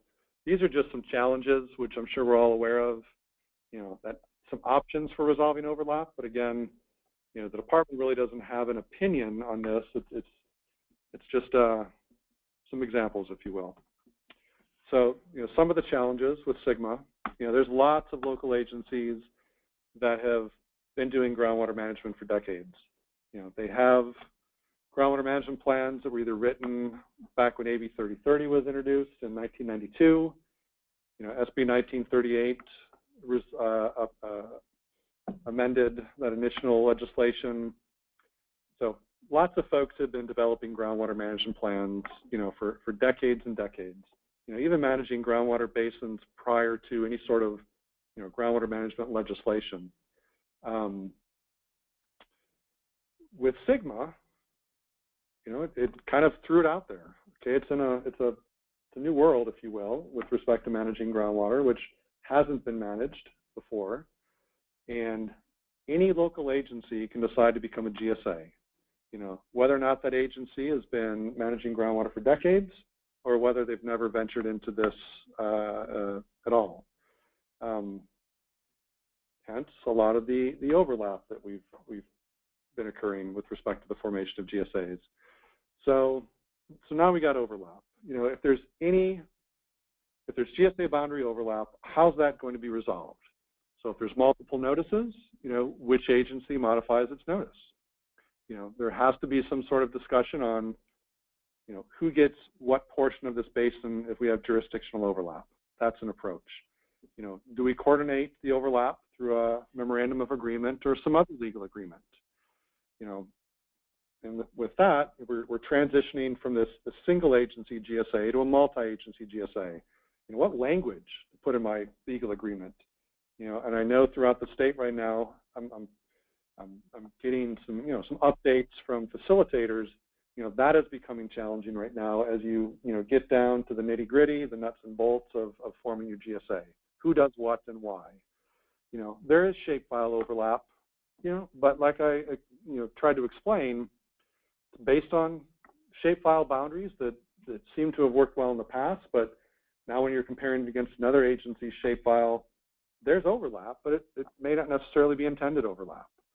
But where I want to go from here is just graphically try to explain what may or may not be a material change in the decision-making process that a local agency is going to have to make, you know, when making that statement moving forward. Because conveniently, you know, material change is not defined in SGMA. So kind of going back to my circle pictures, you know, again, the hypothetical submittal of 3 separate notices by a city, a water agency, and an irrigation district. You know, those are the boundaries of the groundwater basin. And for any counties that are out there, you know, kind of jumping ahead to myself, let's say these folks, these local agencies resolve their overlap. All that white space outside of the circles, but within the boundaries of the basin, that's that area that a county will have to make the declaration of, yes, you know, let's call those unmanaged areas, that white space right there. Yes, we will be the GSA in those areas, or we will not be the GSA in those areas. And if the answer is we will not be the GSA in those areas, then keeping keeping with the language in statute, the entire basin is not covered by a GSA, and that's that intervention language that may or may not trigger the state board. So, obviously looking at this cartoon, that white space is large, but there's lots of scenarios where, 90 some odd % of the basin is covered by GSAs that have coordinated in one way, shape, or form.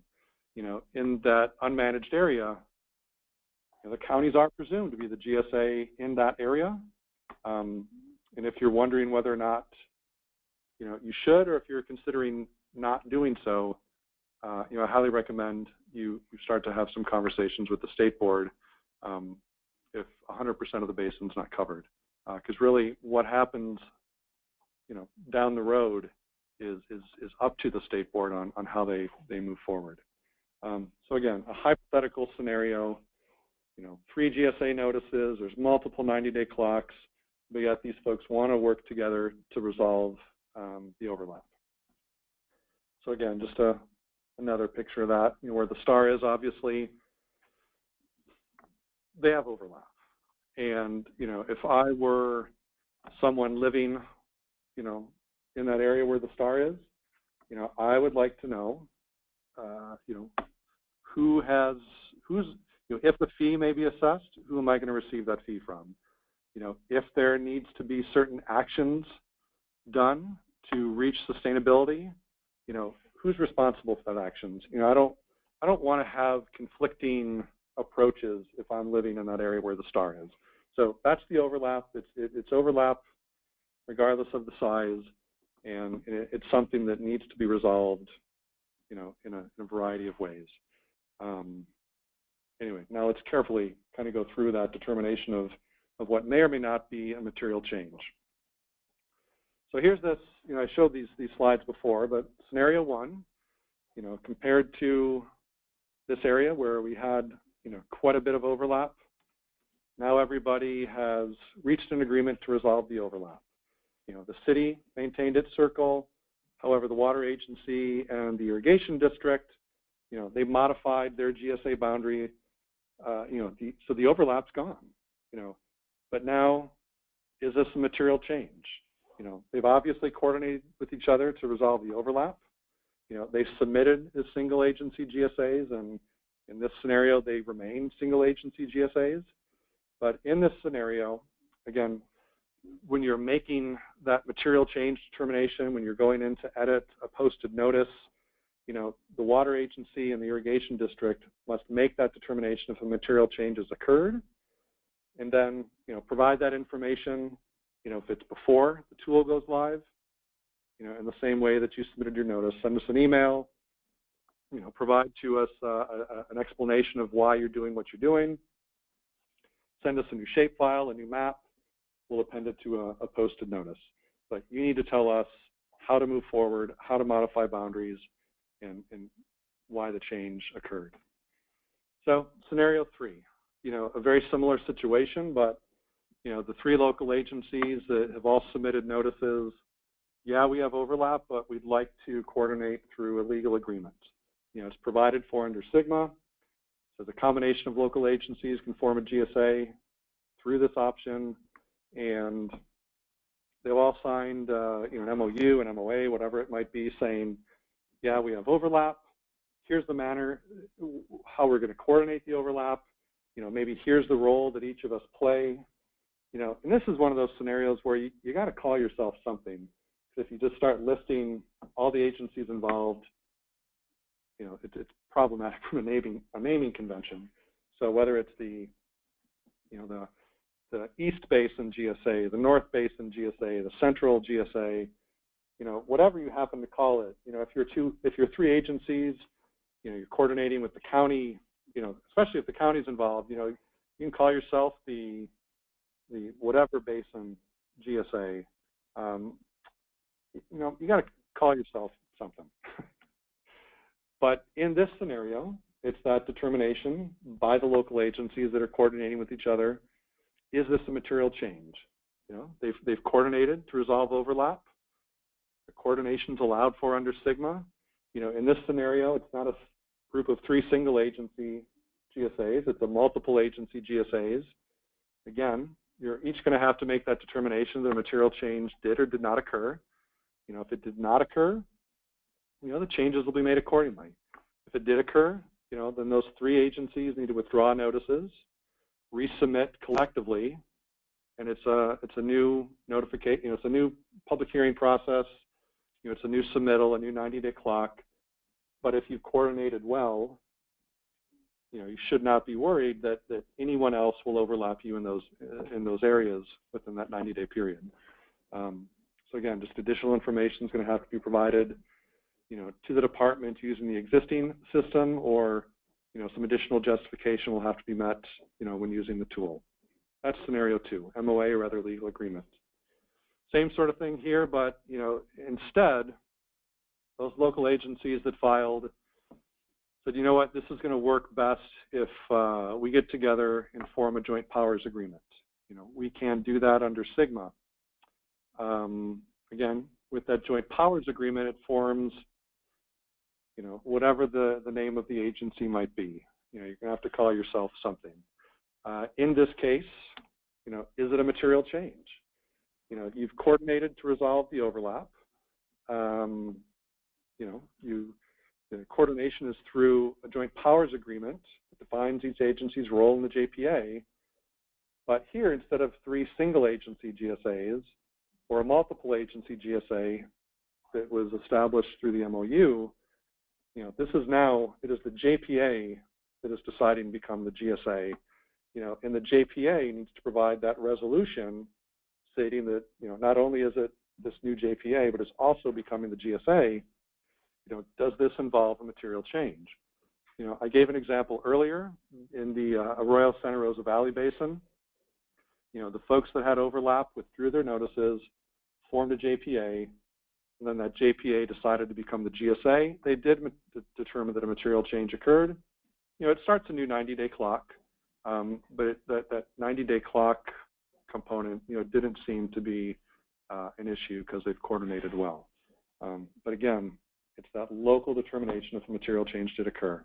We are seeing scenarios where folks have coordinated through an MOU with the intention of down the road having those same entities in the MOU form a JPA. And that kind of throws a little nuance onto this. But if you've coordinated through an MOU, no one overlapped you within those boundaries in 90 days, you know, that MOU defines the GSA. And if they just add to that organizational component a JPA, you know, SGMA really doesn't discuss how that works. You know, ultimately, when the GSP is submitted, you know, you'll have to explain your governance. You know, if in this scenario you've initially formed under an MOU, you've now become a JPA, and here's what the JPA has submitted. You know, it's that, I forget which section of the code that was. If you look at the GSP regulations, it was section 354.6. You know, that's the section in code or in the regulation that talks about explaining the legal authority that an entity has, you know, moving forward to manage a basin sustainably. So again, scenario 3, material change. Now we're on to kind of a, you know, a hybrid approach, if you will. You know, 3 agencies submitted. They've resolved some overlap. Again, the city keeps its initial circle. The water agency has changed its boundaries a little bit. So for the water agency, very similar to scenario 1, you know, it determines whether or not that change it did make to its posted notice was a material change.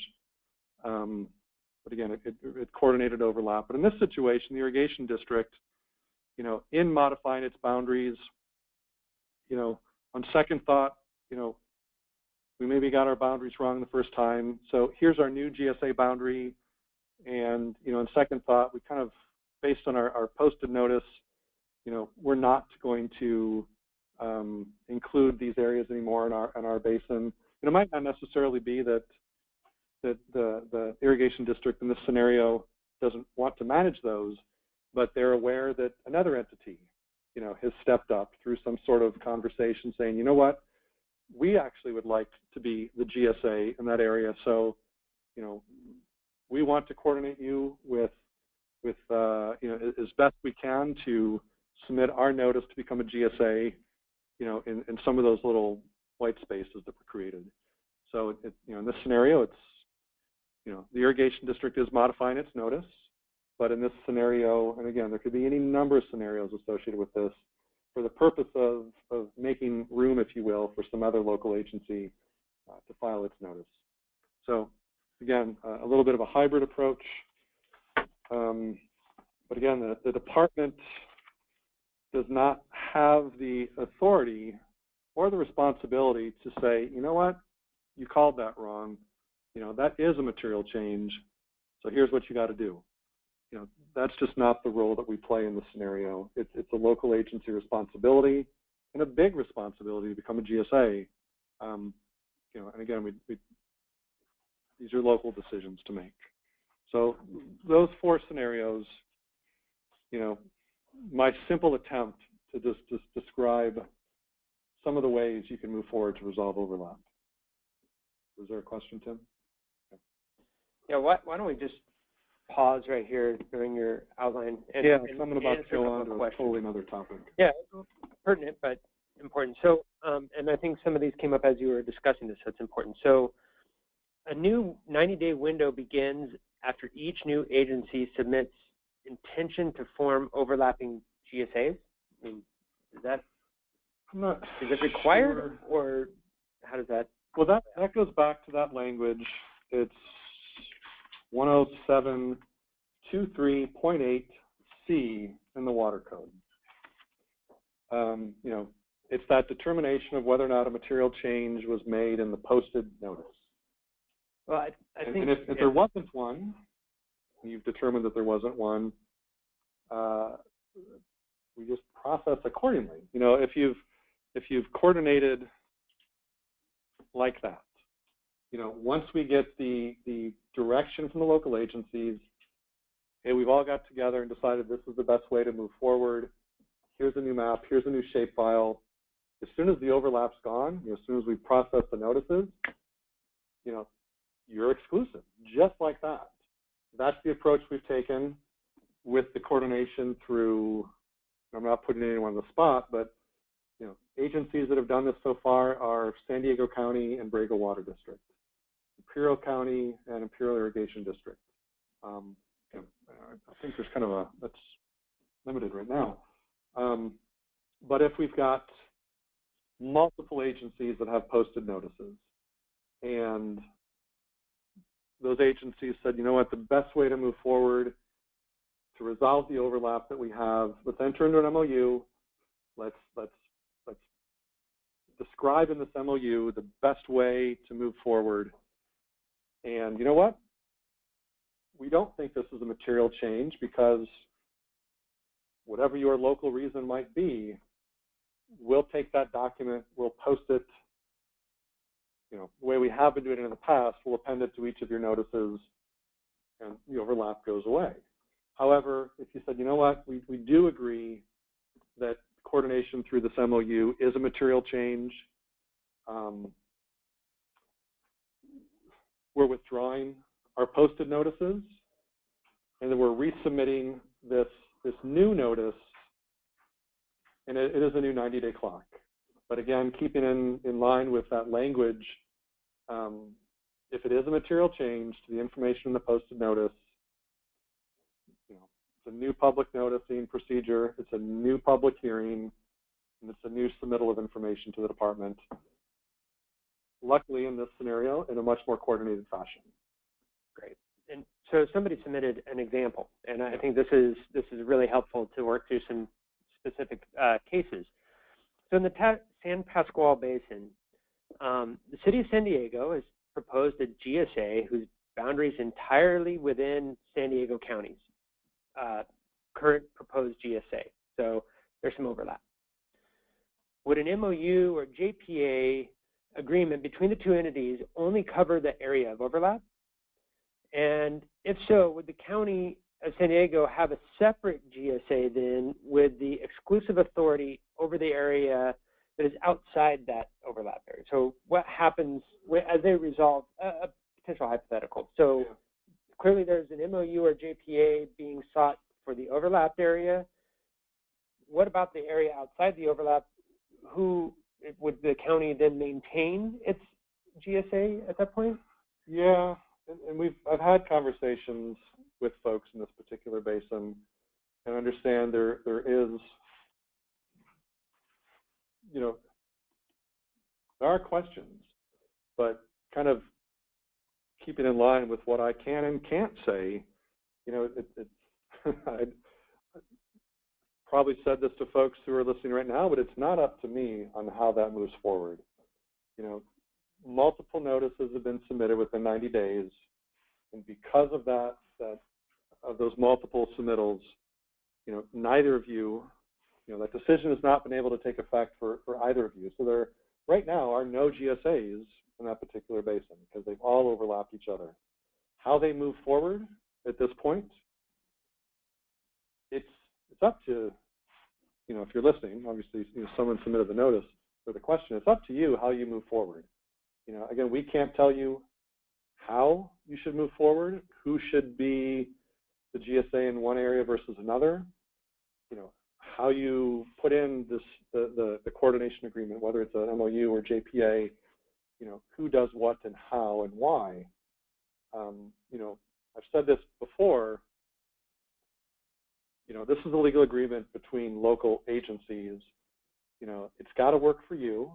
It's got to be within the intent of, the GSA formation language in Sigma. And if it works for you, it works for us. Until at some point down the road it's determined that it doesn't work. And just how we've said that the plans themselves, the GSPs, can take an adaptive management approach. You're not going to know everything up front. The same can safely be said for GSA formation.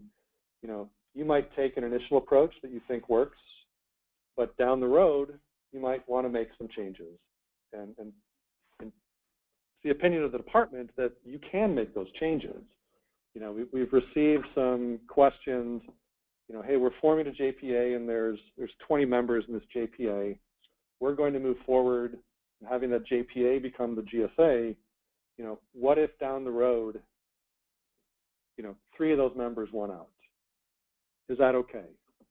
And really, there's nothing in Sigma that describes that scenario. But if you've determined that, it just works better for us to move forward with basin governance to let those 3 agencies withdraw from the JPA, those 3 agencies now are going to either individually or collectively have to form a GSA, and whether it's 6 months from now or 6 years from now, they'll still have to follow those formation procedures. We're going to now withdraw from the JPA. The JPA will have to modify its boundaries, and then this other group could come in and form a GSA to fill that void, if you will. So I wish I could provide specifics, but I can't. Great.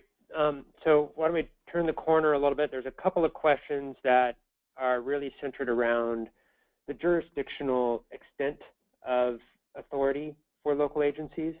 And so the first is, can an incorporated city only serve as a GSA for the incorporated area, or can they extend out to their sphere of influence?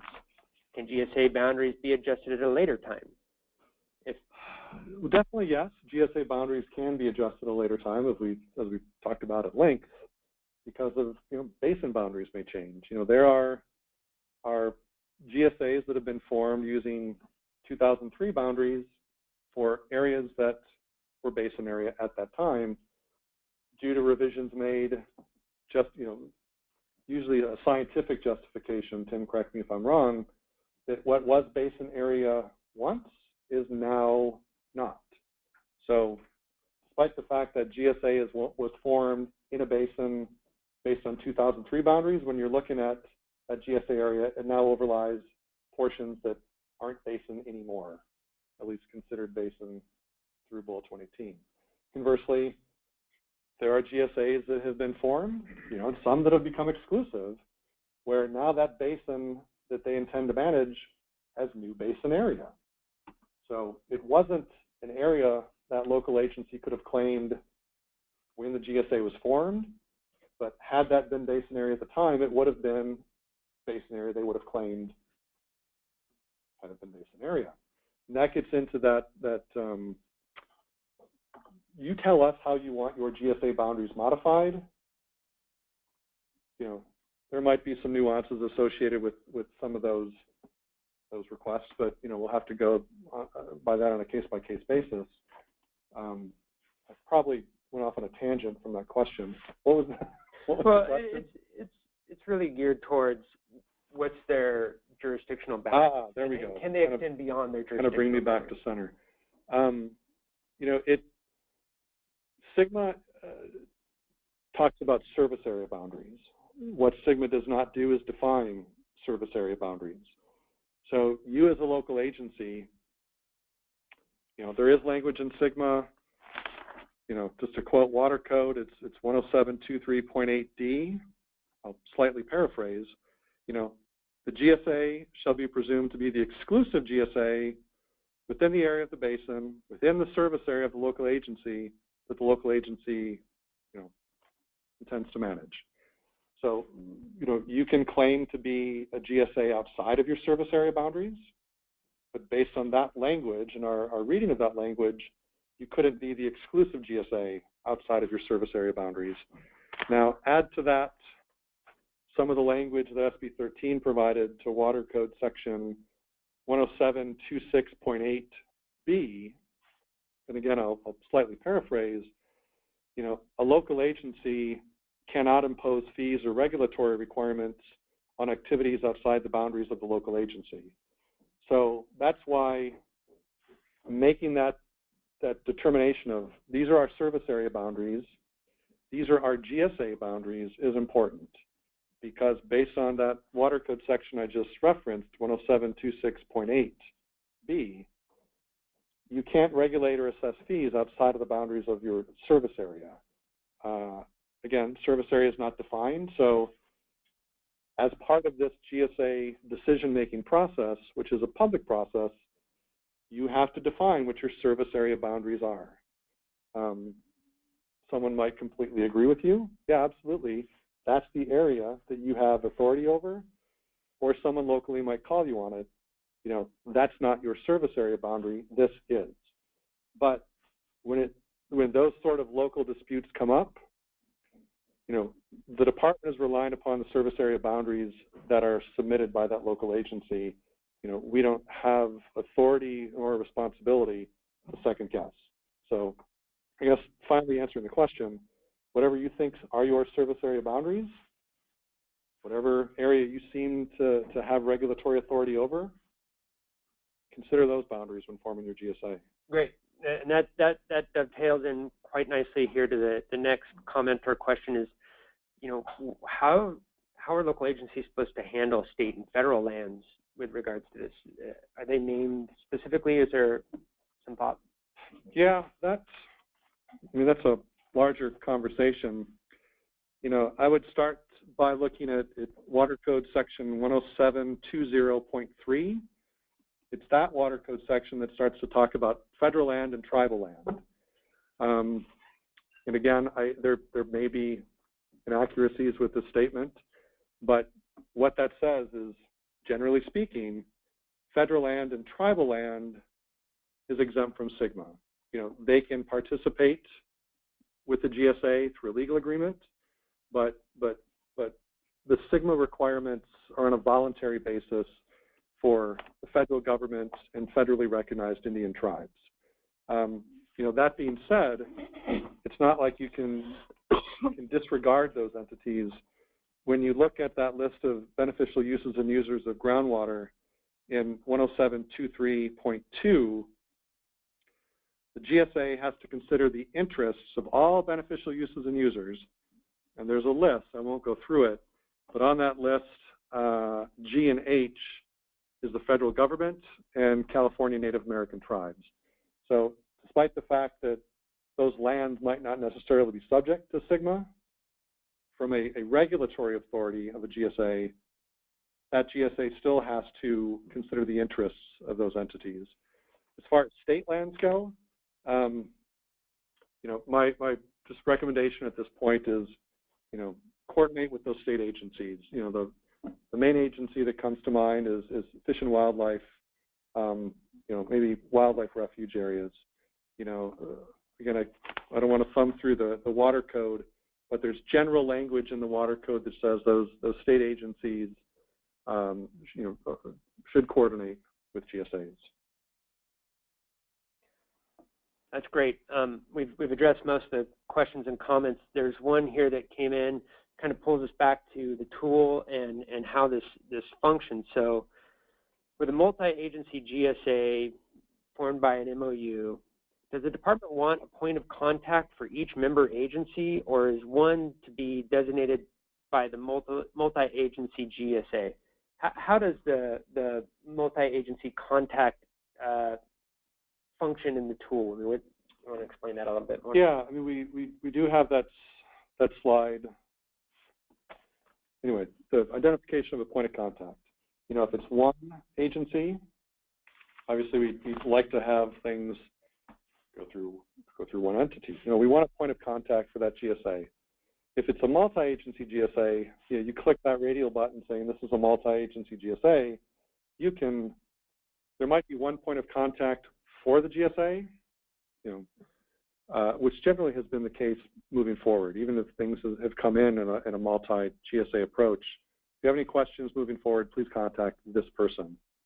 But as you upload information associated with all the entities that are part of that coordination agreement, you can add names, contact numbers, and kind of indicate whether or not those folks should be, on these emails that will be auto-populated. That's something I didn't really get into, but we're still kind of working out the necessity for all of them.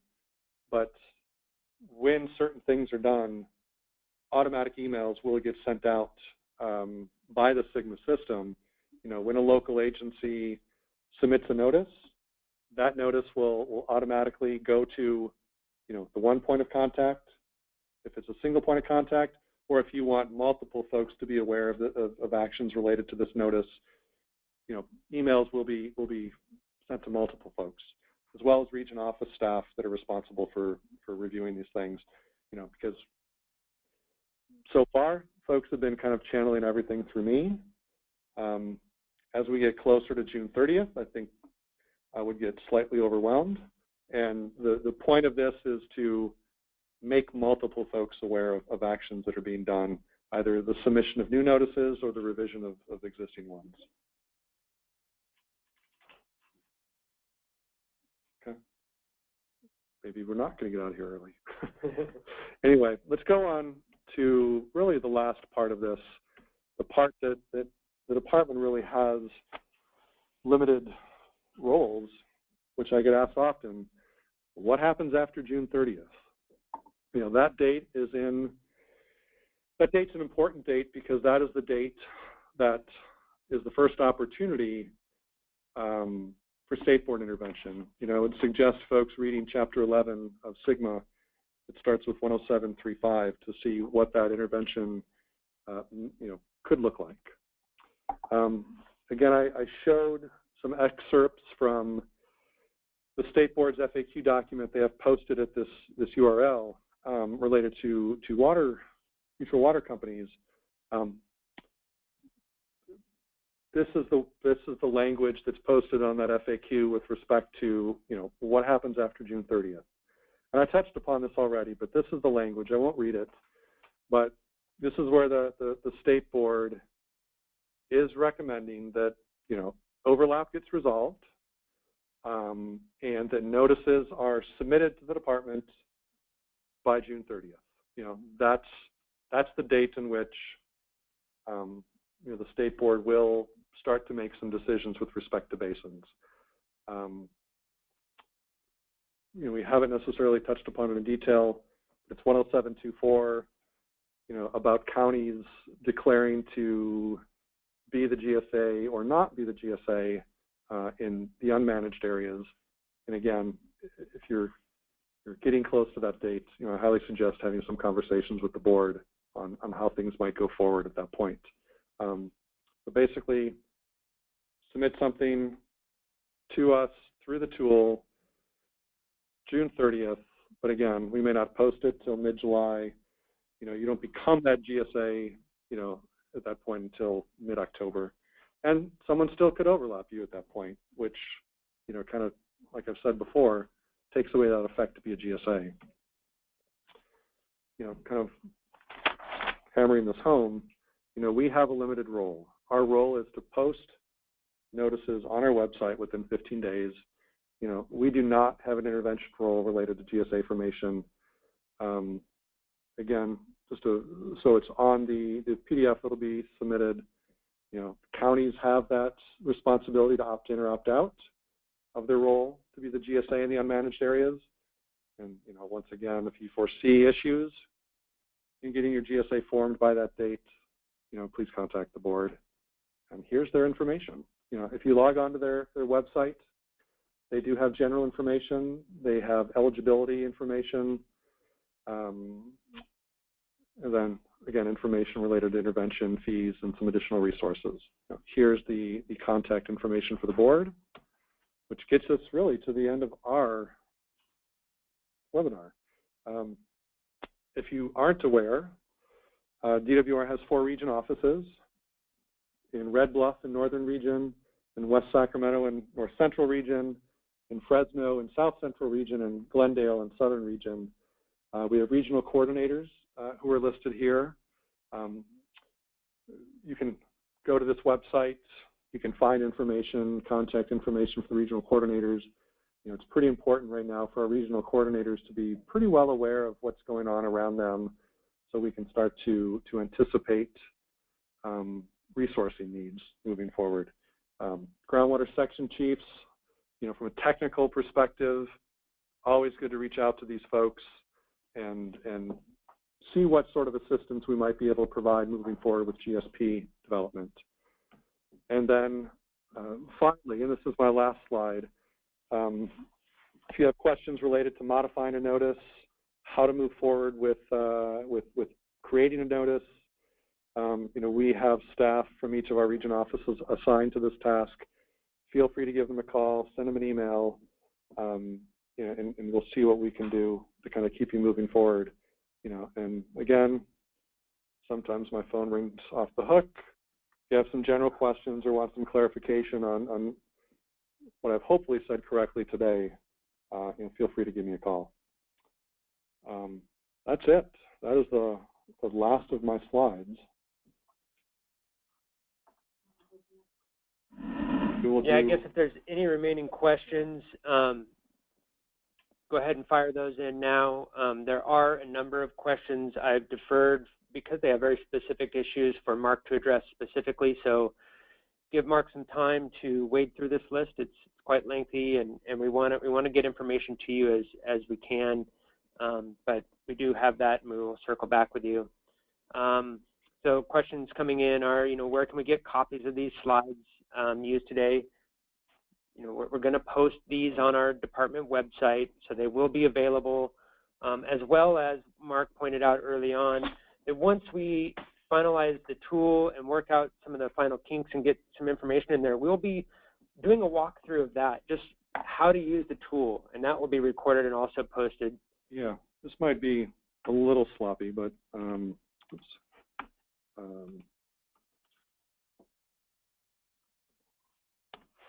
so from the, I guess not that sloppy, from DWR's website, if you go down here, there's a groundwater tab. This is the best place to start with information from the department. It has links to groundwater data in our Groundwater Information Center. This is obviously where I'll take you. CASGEM is still relevant, especially in those low and very low priority basins that are not subject to SGMA. There is still a requirement for folks to provide groundwater elevations through the CASGEM program. And then we just put out an update to Bulletin 118 But if you go to our Sustainable Groundwater Management Program, it'll take you to, what we call our home page. Here's our announcements page. We will be cleaning this up. It is getting rather large with the information that we've been putting out. From here, you can see the different topics related to SGMA. What we have so far with respect to GSAs, we have here. When it may be a few days, to be honest, to get a recording of this, the webinar, for me to get around to making some website changes. But I'll put a link up here, just like I put the notification for this particular webinar. From here, you can download Basin Boundaries. This gives an overview of GSA responsibilities.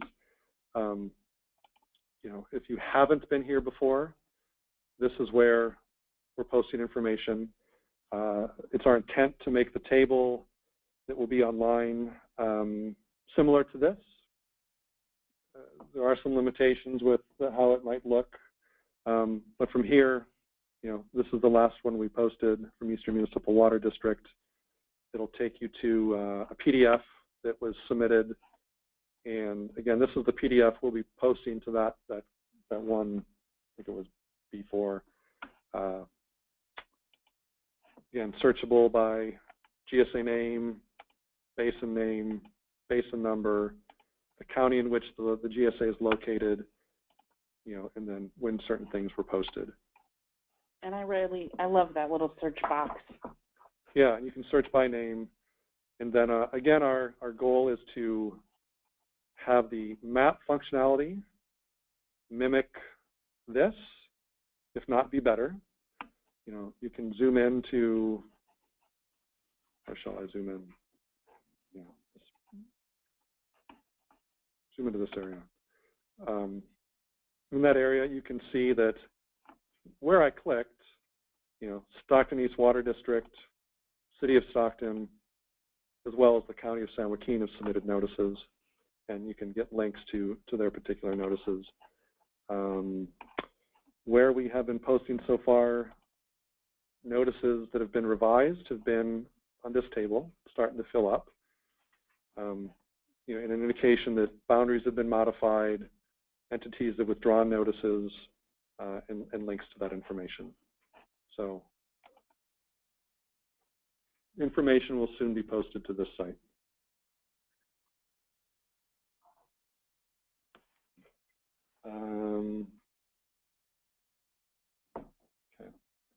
Okay. Yeah, there's any number of questions that are coming in right now. Again, some I can provide, some that are really the responsibility of the local agencies that are forming GSAs. So I guess our priority is to help the local agencies, start moving forward in the right direction with respect to their, resolving some overlap. Again, whether it's intentional or not, providing some assistance where we can, and we're starting a long journey moving forward. So I think on that note, coordinate with each other, read the SGMA language, and if you're forming a GSA, really start to become familiar with the responsibilities that you have in bringing your basin into sustainable fashions. So I think with that, I'm going to end the webinar. Apologize for the not live demo, but you guys got out 20 minutes early. Thank you, and we'll talk to you soon.